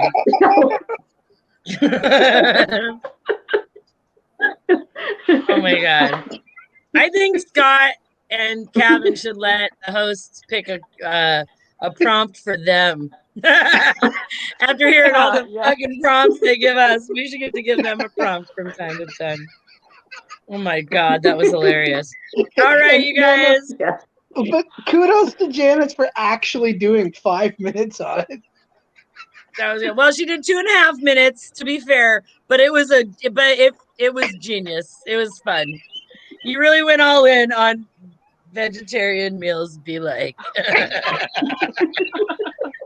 oh my God, that was delightful, delightful, and really a firm stance towards the keto diet. Yes, like keto. You got to meet Keto Carol. She'd be in your camp. If you haven't met Keto Carol, you'll love her. Wait, okay, so we got a comment. Let's show it here. Vegetarian meals are like a one-night stand. Great at 2 a.m., but wake up hating yourself. Oh my God. We just need to like keep our thread alive and every day come up with a vegetarian meals be like and send that to each other. That'd be fun. All right, you guys. So round 1 is in the books. Let's get going on round 2. And I'm gonna go first. I'm gonna work on 2 pretty contained jokes that are stuff that I've worked on, and I am like getting back on stage, so I'm dusting off my material and getting prepared. So and I was inspired by all of our menopausal talk, so the men are really going to enjoy this one, ladies. Nothing like talking about uteruses to make men uncomfortable, right? I'm married, so I'm used to it. Oh, you're all up in those uteruses, aren't you, Glenn? Hey, the gynecologist's office is like Dr. Porn, so. Look at Glenn with the humble brag. All right. All right, you guys, I'm going to start my material. Hello, everybody. I am Kate Carlson. I did meet and marry a man with the same last name as me. And yes, he is my cousin. I'm actually celebrating a really exciting anniversary of sorts. It's been 3 years since I had my 6th major surgery, and this one was a big one, everybody. This surgery, I had a complete hysterectomy. Yeah. Any Hyster sisters out there? Anyone? No? Oh, Hyster sister. I knew Janice wouldn't let me down. Hyster sister in the house. I know. For all you menstruating women out there, suck it. Oh my God, it's so good. So good. Yeah, you know, it was easier than I thought it would be to get a hysterectomy, you guys. I just called 1-800-GOT-JUNK. They drove right out to my house and scooped it out. No, I did get to spend the night in the hospital with a morphine button and an on-call nurse. And that, my friends, is an all-inclusive vacation for any busy parent. I'm kind of keeping my fingers crossed that my uterus will spontaneously regrow so we can do that trip again. You gotta love a morphine button. It was a $43,000 all-inclusive vacation, but I'd prefer morphine over mojitos any day. Who's with me? Yeah, Glenn's with me. Snorting A. Jackson, hitting that morphine button, right, Glenn? Yeah, you guys, it was weird though. After the hysterectomy, a lady actually asked me if I still felt like a woman. I had to think about it a little bit though. My initial thought was, of course I do. But the more I thought about it, the answer actually was no. What the hell happened? Shit. I know what happened. My joke got interrupted, but happened. hey, it's Janice. She's been eating spam. She's having a seizure. No. So the more I thought about it, the more I was like, no, I actually don't feel like a woman. After 6 major surgeries, at this point, I'm kind of starting to feel more like a chocolate hollow bunny. That joke brought to you by the miracles of morphine. I wrote that joke first thing out of surgery.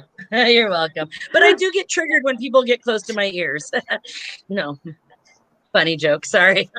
I really enjoyed it. I was on a lot of morphine. I had fun. So I'm going to take a survey. I do take surveys of the audiences I'm in front of. Since the hysterectomy, I'm thinking about taking on a stage name. So what do you guys think of Kate Spade? Yeah. Yeah, it takes a minute. It's with a Y. It's with a Y, my friends. Okay. It takes a minute. I'll let you guys text me your feedback on that one. I want to leave you with some really awesome news. Okay. If you don't know me, and since I'm doing a workshop, you don't know the whole set, but I do talk about my family a lot. I am a mother of 4. I have 3 8th graders, and we just adopted a kindergartner this February, which is fabulous. We've had him for 3 years. We're a foster adopt family. And let me tell you, parenting 3 teenagers during the pandemic, there's no words. There's really no words. That's all you can just whimper like you're dying slow. But you know, I'm living the dream. And I got to tell you, it was very nice because my kids started hitting puberty as we got our little kindergartner when we first got in place with us through foster care. And I got to go through that 4-year-old stage again, which is the cutest stage in life. That is the stage where they can say motherfucker and you just want to scrapbook it immediately. It's like, oh, baby's first motherfucker. I love it. And, you know, it's also very helpful to have them around when you have older kids, these younger babies. They help remind you of how cute the teenagers used to be, right? And I was reminiscing the other day about when the older kids were about 4, and they all came up to me. They were having such a great day, and they said, Mom, can we marry each other? And I said, oh, you guys, brothers and sisters, they can be best friends for a lifetime, but you can't marry each other. And I don't know if you've been around a 4-year-old recently, but what is every 4-year-old's follow-up question? Anybody know? Why? Why not? Why? Nance knows. Nance knows. Why? Okay, now all of my kids are adopted. So this is a very difficult conversation to have because the whys don't quite mean the same in our family. And I kind of had to talk to an attorney because I don't know what the rules are. Because the more I thought about it, like, one, it's not like they're going to give birth to King Joffrey or a best one of the X-Men, right? 2, we're really going to love the in-laws. We get Christmas and Thanksgiving, bitches. No fights.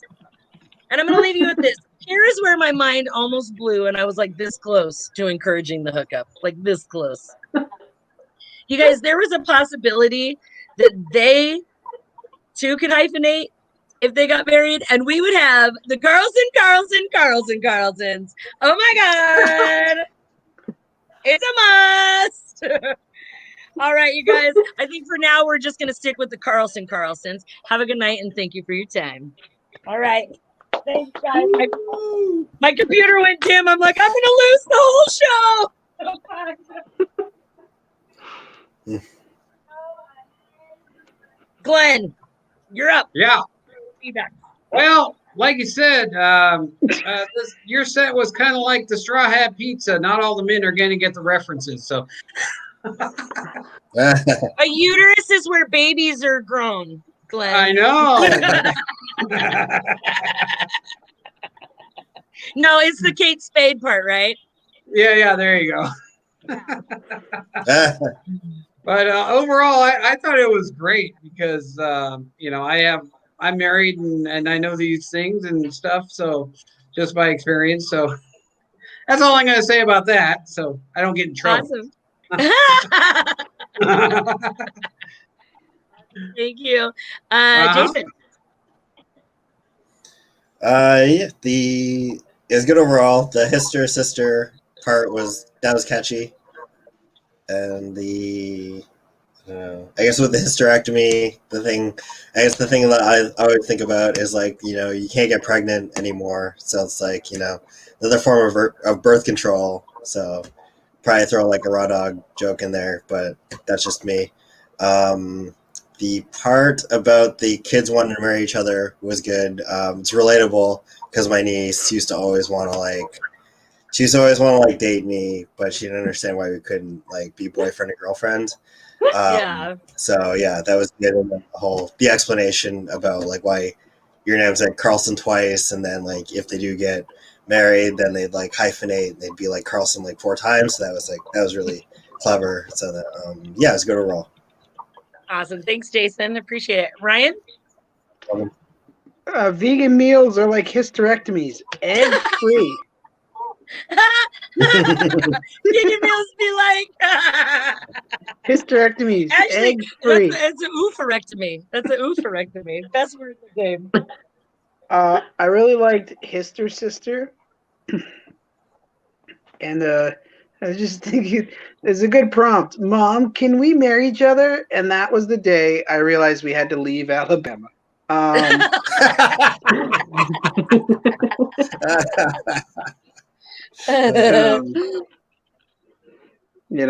it's like, just think of you guys would have to pay for both sides of the wedding. It doesn't make financial sense,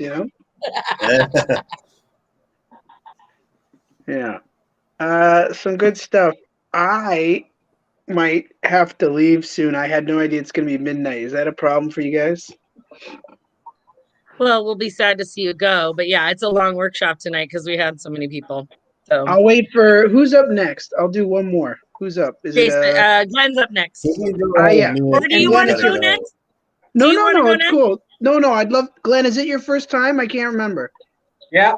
Okay, I'll stay for yours. Okay, brother. Yeah. Okay. All right, Nance. Well, and we've lost Janice again. She's in the ether.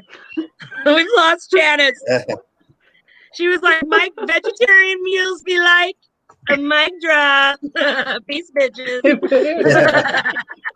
All right, Nance, your feedback. It was really funny and well thought out. So I don't have a lot of feedback, but the Kate Spade really cracked me up. You could also maybe just add on to AKA neutered for all you guys out there. I like the Hister Sister. That was funny. And then the kids getting married, you could just say, we're a really inclusive and accepting family. So we'd be okay with Carlson quadrupled. Okay. That's all I got. Somebody on here wrote funniest. This is a great funniest said about incest ever. Thank you, Facebook user. Yeah. You know what? Yeah. When I didn't realize how much I make it sound like I'm totally down for incest. He's not my cousin, everybody. And then I talk about my kids getting married. Like, oh my God.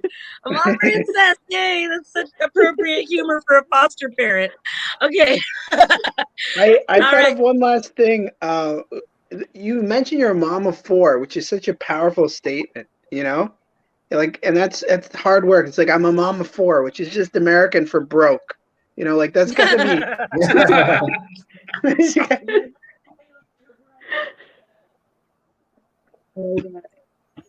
But I haven't talked to you since that, so congratulations for your growing family. Thank you. Yeah, it was really an exciting adoption. It was 3 years in the making, and oh my God, he's the cutest little thing. And he thinks I'm as smart as a dog. So hey, I'm winning. I'm winning. All right. Thank you so much for the feedback, guys. I really appreciate it. All right, Glenn, you're up.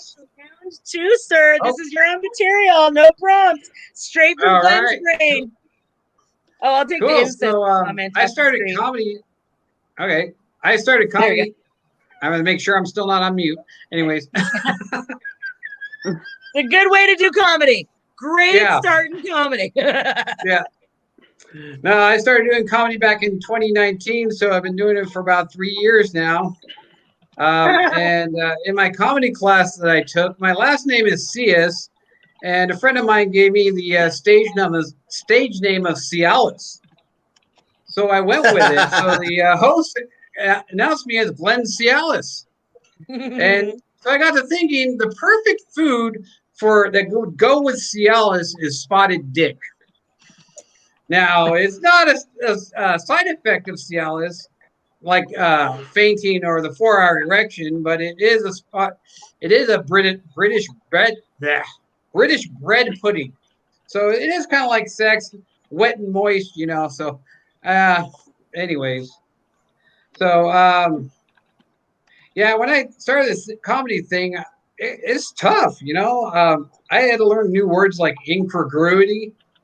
I didn't even know how to spell it, let alone what it was, After all, I'm straight out of special ed. That's due to the cancer treatment when I was a kid. So, and a double entendre, I thought that was something they did in porno. So, and with all that radiation therapy to my head, I developed learning disabilities. They told me that part of my learning disabilities was comprehension. So I don't know. I never really understood what they were telling me in the first place. So, but yeah, so that was my start of my comedy career, and then COVID broke out, and we couldn't go anywhere. So, and my sister-in-law told me that we had a great backyard for a cornhole. And I never heard that before. And I'm like, cornhole? The only cornhole I know of is like, cornholio. I'm cornholio. I need more PT for my bunghole. Beavis and Butthead. So I thought to myself, I would like to see cornhole game in a space theme of Uranus. So that way you can bet your friends, say, hey, I bet you I can toss all these beanbags into Uranus on the first try. So, and then I never thought they would see the day where you couldn't buy toilet paper. I remember at the beginning of this, at least here in the States, you couldn't buy toilet paper. It was gone. And I'm like, thank goodness for the shower wand. It's like a bidet in your hands, especially on your boys. I imagine on the girls, it's good too, So, yep. So, yeah. So, and then this election, oh my God, shit. That got me thinking. Comedy is a lot like politics if you think about it. We make things up as we go along, right? Some of it's true and some of it's not. Like incest. And some of it's true and some of it's not. Take the word politician, for example. It is the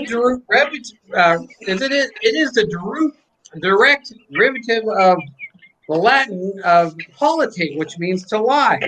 Thanks for the sound effects in the back. Anyways, my wife's feeding the dogs, so Clearly. so the direct root of politician is to politate, which means to lie. Take Richard Nixon for example. He lied about Watergate, but we all know who blew the top off Watergate. It was, of course, Forrest Gump. Do you remember when he was staying in the Watergate Hotel? He called up to the front desk. Yeah, there's some guys across the way. The power must be out because they keep flashlights on, and then they keep me up. Well, we all know that next day he resigned the presidency. And how about Mr. Bill Clinton? He lied about how well he could blow. He didn't lie about how well he could blow a mean sax, but he did lie about how well Monica Lewinsky could blow a mean sax, especially his. So, anyways, oh, well, Sonny, you're on comedy. Here you go, my dog. Right, Sonny? Do you like comedy, Sonny? Hey, anyways. For the interruptions, but yeah, so that's how I started comedy, politics and oh my gosh. my hearing is starting to go. That's why I didn't hear Katie Carlson there. Like I was the other day, I was at Costco with my wife, and she said, please go get some tea. And I told her, hey, we don't sell weed here at Costco. She said tea. I'm like, oh, tea. Oh, okay. And that also kind of reminds me of a time I was watching wrestling with my brother-in-law. And they announced this wrestler called Shinsuke Nakamura, right? Or did I get the duck? Oh, okay, sorry. Yeah, it's time. It's time. All Okay. right, Glenn. That was a great set, Glenn. That was hysterical, and I don't know if you were aware of all the hilarity going on. Oh, I saw it. Oh my God. Oh yeah, you get to see it back. Okay.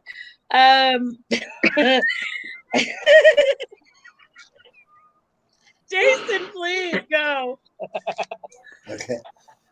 Yeah. First of all, so I want to commend you on taking a course in stand-up comedy. I did the same thing because I wasn't. I was more comfortable writing than performing, so I learned, how to perform. So I think it's good for like a lot of people to kind of learn how to do things the right way rather than just like watch somebody on TV and impersonate and try to do it like them, because it doesn't always work out that way. I don't see that good, so I could kind of see somebody moving around behind you, and then kind of realize, it kind of looked like a scary movie where like you're doing comedy and somebody's like sneaking up behind you, and it's like I like wanted to be like, look out, she's right behind you, but like it's a little distracting. I guess it kind of added to your material, but then it kind of takes away from like the material that you're doing. So I don't know, maybe there's like I don't know. It's up to you. But maybe there's like a room where there's like get a little more privacy, so it's like less distracting. So you can focus on what you're saying. Until now, so Oh Yeah. my God.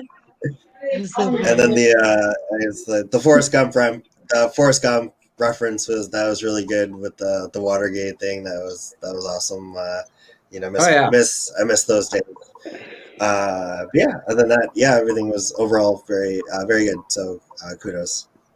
all right, thank you. All right, Love you. Nan.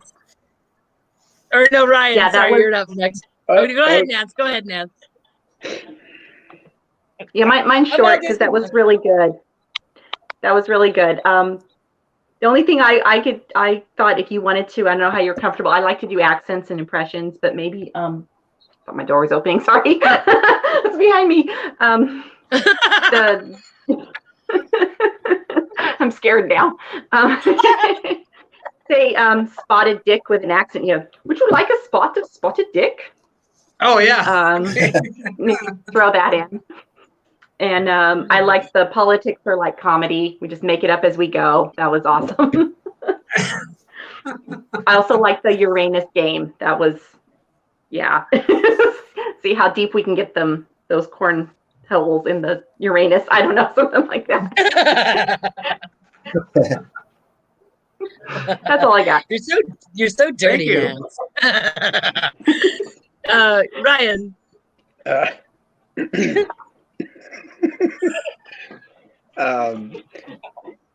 Maybe if you were talking about someone who was gluten-free and they had an erectile dysfunction, you could call it a celiac.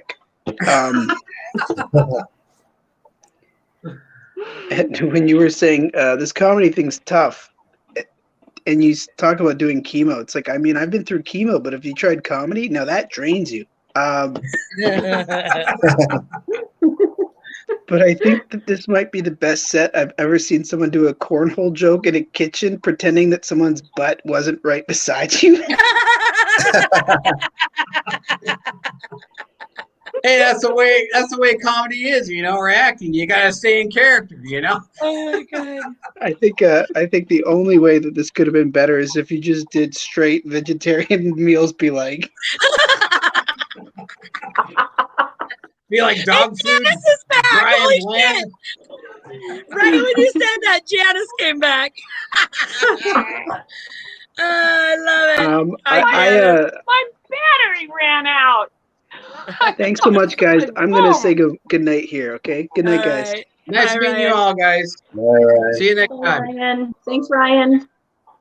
All right. My feedback on that was that I was one of those kids that got kicked out of class for laughing too hard. I typically, if something strikes me funny in a certain way, it's very hard for me to focus. And I think your wife stole the show on that one for me. And the deadpanness of your wife while you're going through your comedy material took it next level for me, so I could not stop laughing. So on that one. And so I really honestly did not hear your comedy, unfortunately. I heard a little bit at the beginning, like the spotted dick. I thought you could say, which actually is a vegetarian meal. But yeah, I would just say definitely maybe a less trafficked area in the house would be helpful because it was kind of hysterical to Yeah, well, it was, everyone was aware that I was doing this in here, so it was supposed to be. But one of my dogs, they just start getting demanding. He stares you down, goes, and he expects you to know what he wants. So right. I feel I have 11 animals in my house. We actually changed the name of it to the farm. So nice. and we don't live on a farm. So I feel you. I mean, I get it. We have animals and kids and stuff. But yeah, I wish I had more feedback for you, but it was just hysterical seeing your wife so deadpan behind you the whole time, just making her stuff. It was hilarious. So that part of your set was amazing. Tell your wife kudos. She gets my applause tonight. She stole your show. It's like wives and pets. See, can be fun. Wives and pets, always unpredictable. There you go. But it was so good having you here tonight. Just Glenn. like morphine, huh? Just like morphine. I like that fun, baby. I've had morphine too. Trust me, it's great stuff. So yeah, I got bit by a dog, and that got 12 stitches. By the time the doctor got to me, I fell asleep. So right, that morphine's a good thing. Morphine is a good thing. Way better than Ajax up the nose. Let's see. These dogs aren't gonna. Is that your wife? These dogs aren't gonna feed themselves. That's probably my wife. I don't know. Oh, that's the best fucking comment. I like your wife. I like you. Married good. You married good. I did. All right. Jason, you ready? What's ready, that? Jason, for your set? I just got to set the timer. Yeah, set your timer. All right, how's everyone Sorry doing? Sorry that I wasn't there. Oh, no, I have feedback for you about the first one, but so sorry. I popped off. Okay. Go ahead, Jason. Cool. Yeah. So again, my name's Jason. So a little bit about me. I'm from Toronto, and yes, I am wearing an LA Clippers hat. So the main reason is just because I didn't feel like changing clothes, so I just wanted to grab a hat to like kind of match my shirt.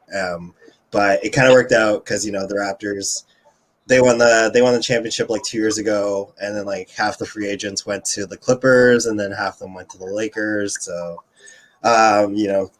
Lakers were purple, Clippers were blue, so I'm wearing a blue hat. So color coordinated, yay! A little bit more about me. I don't really follow the one thing about doing online comedy is I don't follow the comments because I'm partially sighted. So you don't know, it's like being nearsighted, but it can't be corrected by glasses. So I guess most of my friends just call me. They just say I'm blind because they understand being able to see and they understand being blind, but they don't understand being somewhere in the middle. Right. So they'll just ask me stuff like, if you're blind, where's your cane? And it's like, I don't need a cane. I can see well enough to get around. I can't see stuff like street signs. So what am I supposed to do? Like just take a cane and just like, hit a street sign out of the air until it falls off and like, falls on my hands and I can read it.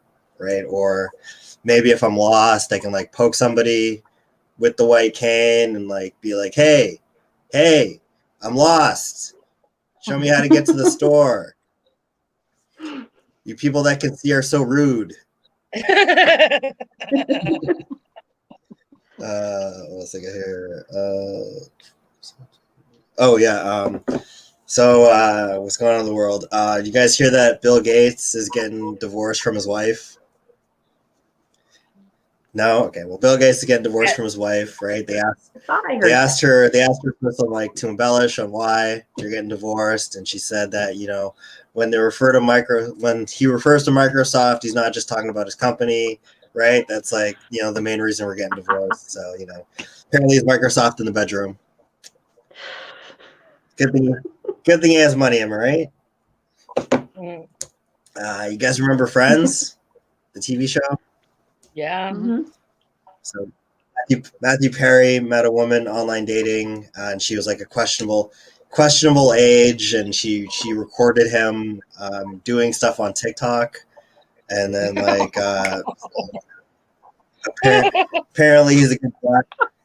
Apparently he's like a very he likes to take a lot of risks playing blackjack because he never hits on anything over 19.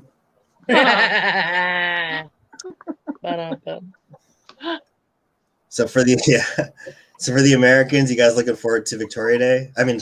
Memorial Day. Yeah. Yes. The only Canadian left the group, but yeah, Victoria. In Canada, we have Victoria Day, so it's like, you know, dedication to Queen Victoria. But like, I love the holiday because it's like one of those holidays where you don't have to do anything. You know, like when it's like when it's Christmas, right? You have to buy presents, you have to like have family dinner and stuff. And like Victoria Day, it's just like nothing's going on. So you just like, you have a barbecue and drink beer. And it's awesome. But I don't know if they should be celebrating Queen Victoria, right? Because the royals haven't had the best year. I don't know if you heard Meghan Markle in an interview, and she said one of the royals said something racist about their baby. You know, and they said that they didn't want the baby to be born too dark, right? But I feel like, you know, they don't really have both sides of the story, right? What happened was the royals saw that movie, The Black Panther, right? And they were just worried that, you know, the baby would grow up in America and then like grow like dreadlocks and then come back 30 years later and be like, you know, I want the throne. And then, you know, at that point, Queen Elizabeth would still be the highest ranking member of the royal family, and she would be about 120 years old, and she would have to fight baby Archie, who was like 30. So, you know, he would just like, you know, break her back in like 2 seconds and like throw off a cliff and like take over England. And, you know, they would just, you know, they just didn't like how that would look, basically. But why? Why? No, but that's how it is. Survival of the fittest, right? Yeah. So, but that's all I got for now. You've been a great audience. You're my favorite audience. Let's bring your host back up. Good job. Yay. Oh my gosh. All right, let's see. So first off is Nan. That was good. That was good set. I like the hat matching your shirt. Just say, so you guys can see I'm really into fashion. My hat matches my shirt, obviously. And then you could, when you're talking about sighted people, you just say sighted people are rude. I have to poke them with my cane to get them to help me. Yeah. What's up with that? Victoria Day, like Memorial Day for all you Yanks, because we wouldn't know what Victoria Day is. We're dumb like that here in America. Only American holidays matter in America. That's really all I had. I liked your set. It was pretty good. Thank you. Oh, that was awesome. All right. Thank you, Nance. I enjoyed your set. I thought it was really funny. The one joke that I wrote down was when you were talking about your matching outfit. I thought you could say, I like to color coordinate, and really my outfit is one accessory away from a costume. I have friends who color coordinate all the time, and we would say that, you know, they're really matchy, like matching shoes with matching shirt with matching hat. And if you just had like a big foam #1 hand, you'd be in a costume, you know, Yeah. Superman costume. So that's what I think of when I think coordinating. We're number one. Yeah, just like one accessory away from it turning to a costume. You're coordinating so much. So I think that'd be fun, especially if you're on stage in a very coordinated outfit. It's a self-deprecating way to say, yeah, I get it. I coordinate a lot. You know, I think that'd be funny. So great job. It was really funny hearing you again tonight, Jason. It was a fun hanging out. I'm glad that you were here on a Tuesday. All right, Glenn. Good to be back. Yeah, I thought it was a great set too, especially like the matching outfit and stuff. And I really liked the Black Panther reference, you know, with the dreadlocks. And I could really picture that baby coming back with dreadlocks and saying, "Hey, I'm ready to take the throne." So, yeah, great set. I really liked it. Thanks. All right. All right. Thank And you. Nance, you ready to go, Nance? We're up to you, lady. All right, 5 minutes, Nance. We're gonna finish strong because Janice disappeared again. Her camera fell over and then she was gone. Much spam. All those vegetarian meals. I love it. I know. Yeah. Twice tonight, her camera like flipped over. She's like, "Damn it!"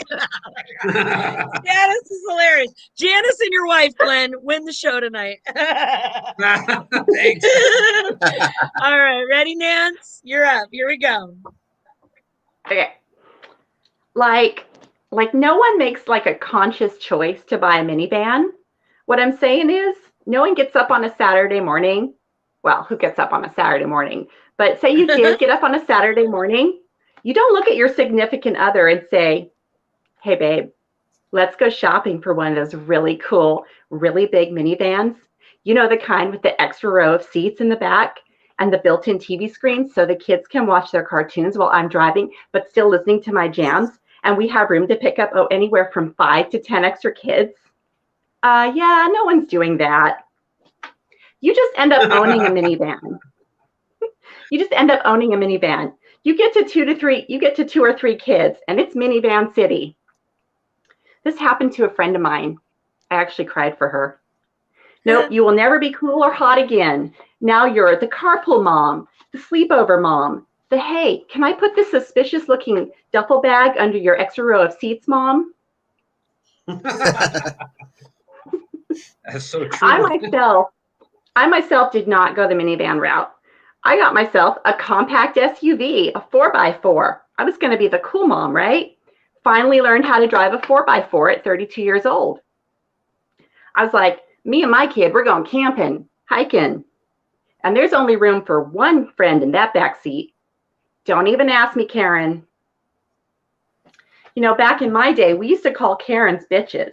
But somewhere along the line, bitch became a term of endearment between female friends. "Bitch, where you been? Oh, bitch, you look good.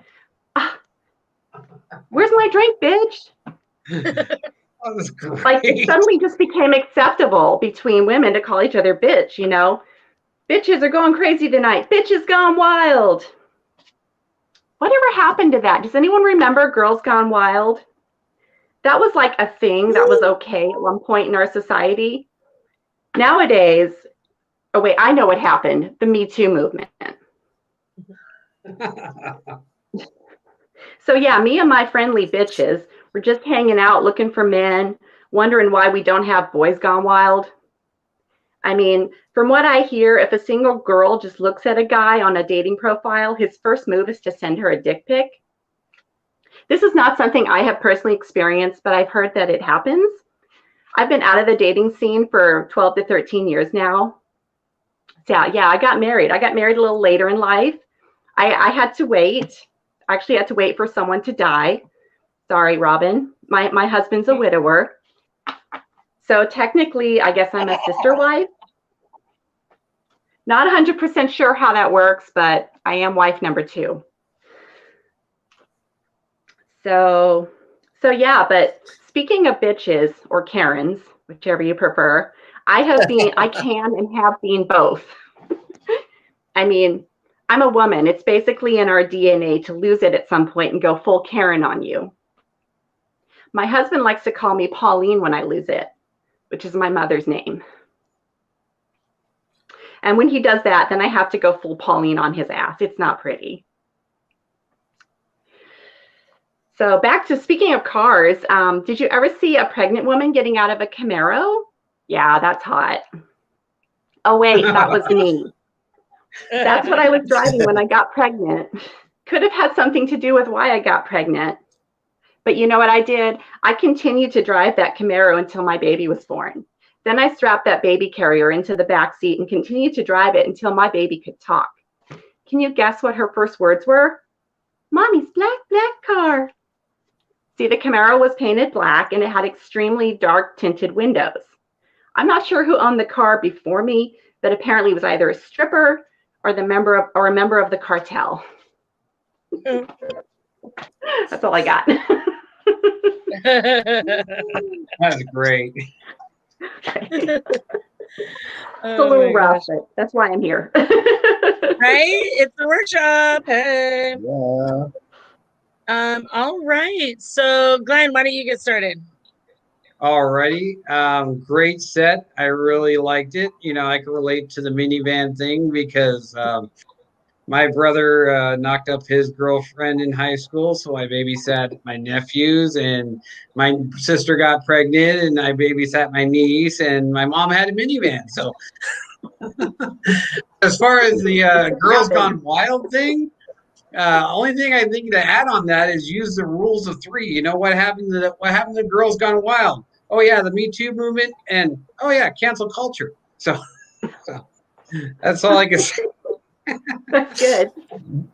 So that's all I can say. You know, it's like me. Sometimes I can relate to things and I can give good feedback, and sometimes it's like I'm like, I'm not following along. I guess it's my my radiation therapy to my head or something like that. But I try my best. Is that a perk of having cancer once? You're like, I don't know. It's maybe the radiation. Like everything you can blame on the radiation when you were 12. I had radiation. And nobody can say shit, right? You're like, I had cancer. That's right. The perks of having cancer, right?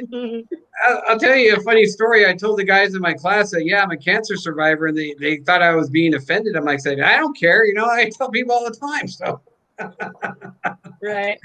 Yeah. Yeah, So. okay. Yeah. All right. Thank you, Glenn. All right, Jason, what's your feedback? Yeah, it's a great set. I guess the reason, to answer your question, the reason they don't have Boys Gone Wild is because, like, I don't think anybody would pay to see a bunch of guys like pull their shirts up and like show them their chest area, because you can see that for free.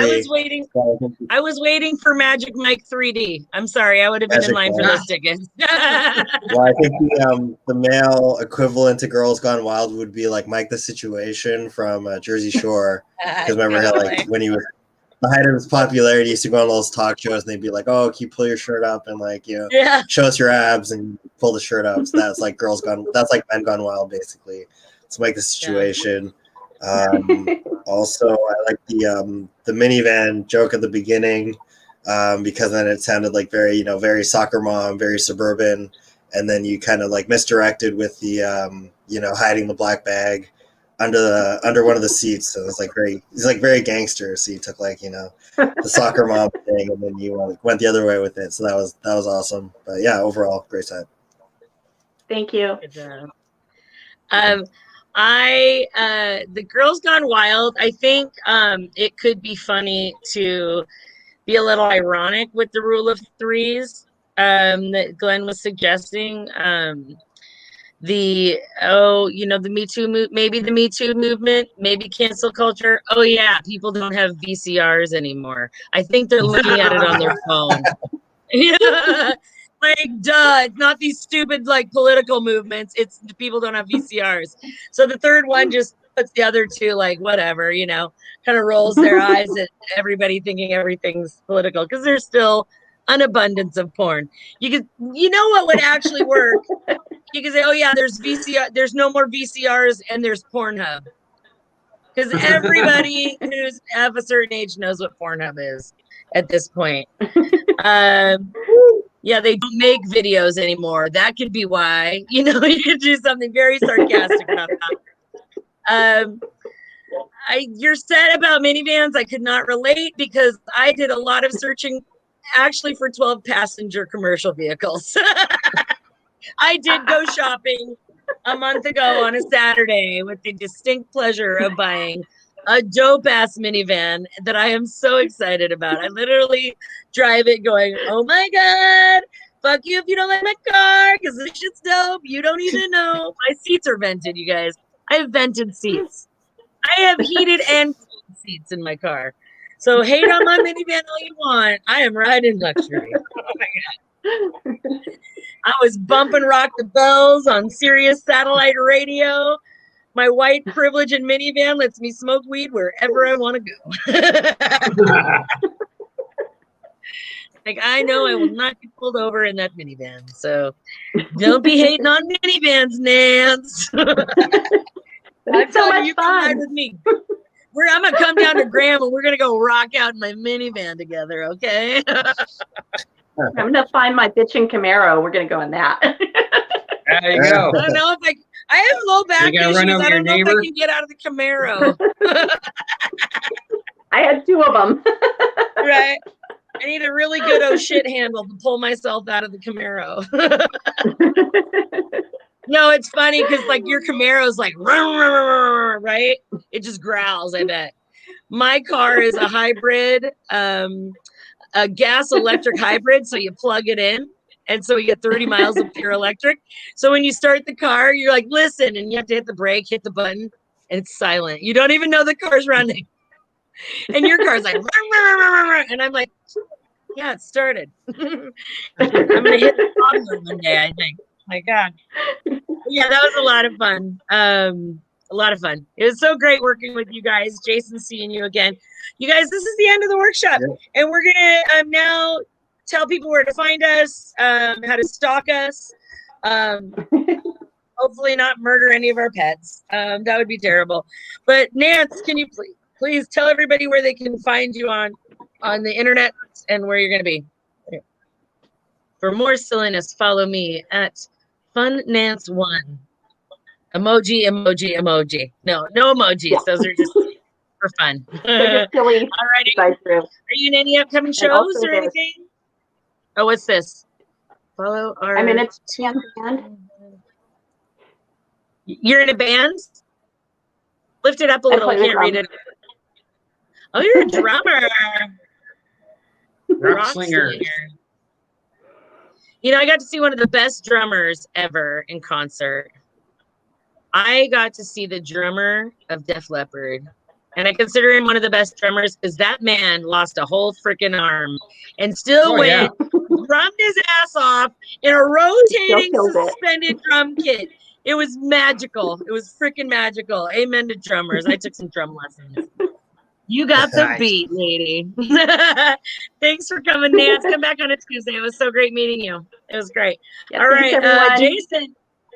Jason, tell us where we can find you on lockdown in Toronto. I didn't write my stuff down, but what I have I have a show. Well, I'm on Facebook. So I have a page, the Jason Osborne brand, #JOB, and then my Instagram is Jason John Osborne 1. We're gonna have a show coming up. Whatever. I just want to throw it, but it's like my laptop. I can't afford a new laptop or new phone, but I'm not going to throw it. I have a show coming up a week from Sunday for the Canadian long weekend. So it's going to be my May 2-4 show, but it's on Sunday, May 23rd. So you can get that on Facebook or the Jason Osborne brand. On Facebook is like the best place to look. Or if anybody needs a set, you can DM me on Facebook, Jason Osborne. Just slide on into Jason's DMs and he'll tell you right where to meet him. That sounded way dirtier the way I said it. All right, Jason, good luck in your shows. If I don't see you before then. Thank you. All right, Glenn, tell everybody where we can see you and your wife and your dog. Oh. At his house. I kind of like an old school guy. I really don't have much out there, but I do have my first show on YouTube on my. It's just Glenn Cius, and I also have the video posted on my Facebook page. So, a friend of mine in the class had knew someone, professional videographer, so he did a professional set, and so that's where I'm at, Facebook and YouTube. So And spell your last name. It's not SIAS. you're gonna SIAS. Glenn, the two Yeah. N's. SIAS. AS. Okay. Glenn, it was a pleasure. It was so fun to Yes. meet you. Great All job right. on your first workshop. It's a really fun experience, and it's way more. I know the first time I did it, I was like very nervous. I'm like, oh my god, I'm gonna get feedback, but it's such a positive, fun environment, and you meet a lot of great friends. And I've always left feeling good about myself. Although one night I had a really bad night, and one of the guys in the act is I didn't really connect with any of your material. I wasn't feeling it, and like he felt so bad, but I'm like, dude, you were totally spot on. I really ate shit tonight, so I appreciate your honesty. That's funny You got all you up say that really. because sometimes you feel like you ate shit, and then you're like, "Oh, you were the best one in the group." I'm like, what? So, You're like, boy, everyone was really shitty then. yeah, because I've done some Zoom shows, and it was kind of hard to gauge because you're online and you have this room full of people and you can't hear them laughing. And my Yeah. nephew calls me up afterwards. He's like, "Hey, my roommate says you're the best guy in the show." So I'm like, "Oh, okay, cool." That's nice. Yeah, So I will be praying that COVID will be lightening up in your areas soon. I really hope you guys get the vaccine and get safe. Like, that's my PSA. But it was amazing getting on stage. I got on the stage first time last night in Everett, Washington, and we were very safe with masks, multiple mics, and it was just and a lot of comedians from the area, a lot of people itching to get back on stage. So if you're watching, keep supporting local comedy. We're really all itching to get back, trust me. And it's gonna be weird for a while, people. It's gonna be weird for a while. I got one more thing. Yes, Glenn. Sorry to interrupt. We're also doing a show with my comedy group that I took from the class on May 28th, I believe. It'll be titled Dr. Mo's Comedy Show. And I'm going to post it on Facebook, the link. Okay, so look up Glenn Cius, and he'll post information about that show on his Facebook page. Yeah. Awesome. Thanks, Glenn. I'm going to be every Tuesday here at the workshop. You can find me here. I used to say, other than that, you're going to find me in the kitchen making homemade bread and cooking for my family, living the dream, But I will be every other Monday. I'm going to be up at Tony V's Comedy Garage in Everett, Washington, hosting the best up north open mic that you can find. It's fantastic, so come and see us out there. We have a showcase feature every week, and it's some of the best working comics in the Northwest come up and grace our stage. So please come join us. Simon Kaufman will be at our next open mic. He's a DJ from the Hawaii area, and he's from the Seattle, Washington area. Headliner, come see him. He's fantastic. He's also one of my, he's my boss too. Not of this, but of Komodo Comedy. We produce shows all over the Northwest. So Simon has a lot of experience. He's been in the game for 20 years. He was a contestant on Millionaire Matchmaker. I really got to see that episode. Damn it. He's never showed me the episode yet, but I'm going to Google that shit. But yeah, come see Simon Kaufman. He's awesome. And join us again next Tuesday if you want to see me host a workshop. But you can catch a workshop 7 days a week. Comedians working on their comedy. I call it polishing our turds. But thank you, everybody. It was so great meeting you. Have a wonderful night and stay safe out there. And join us next week for the Tuesday Comedy Workshop.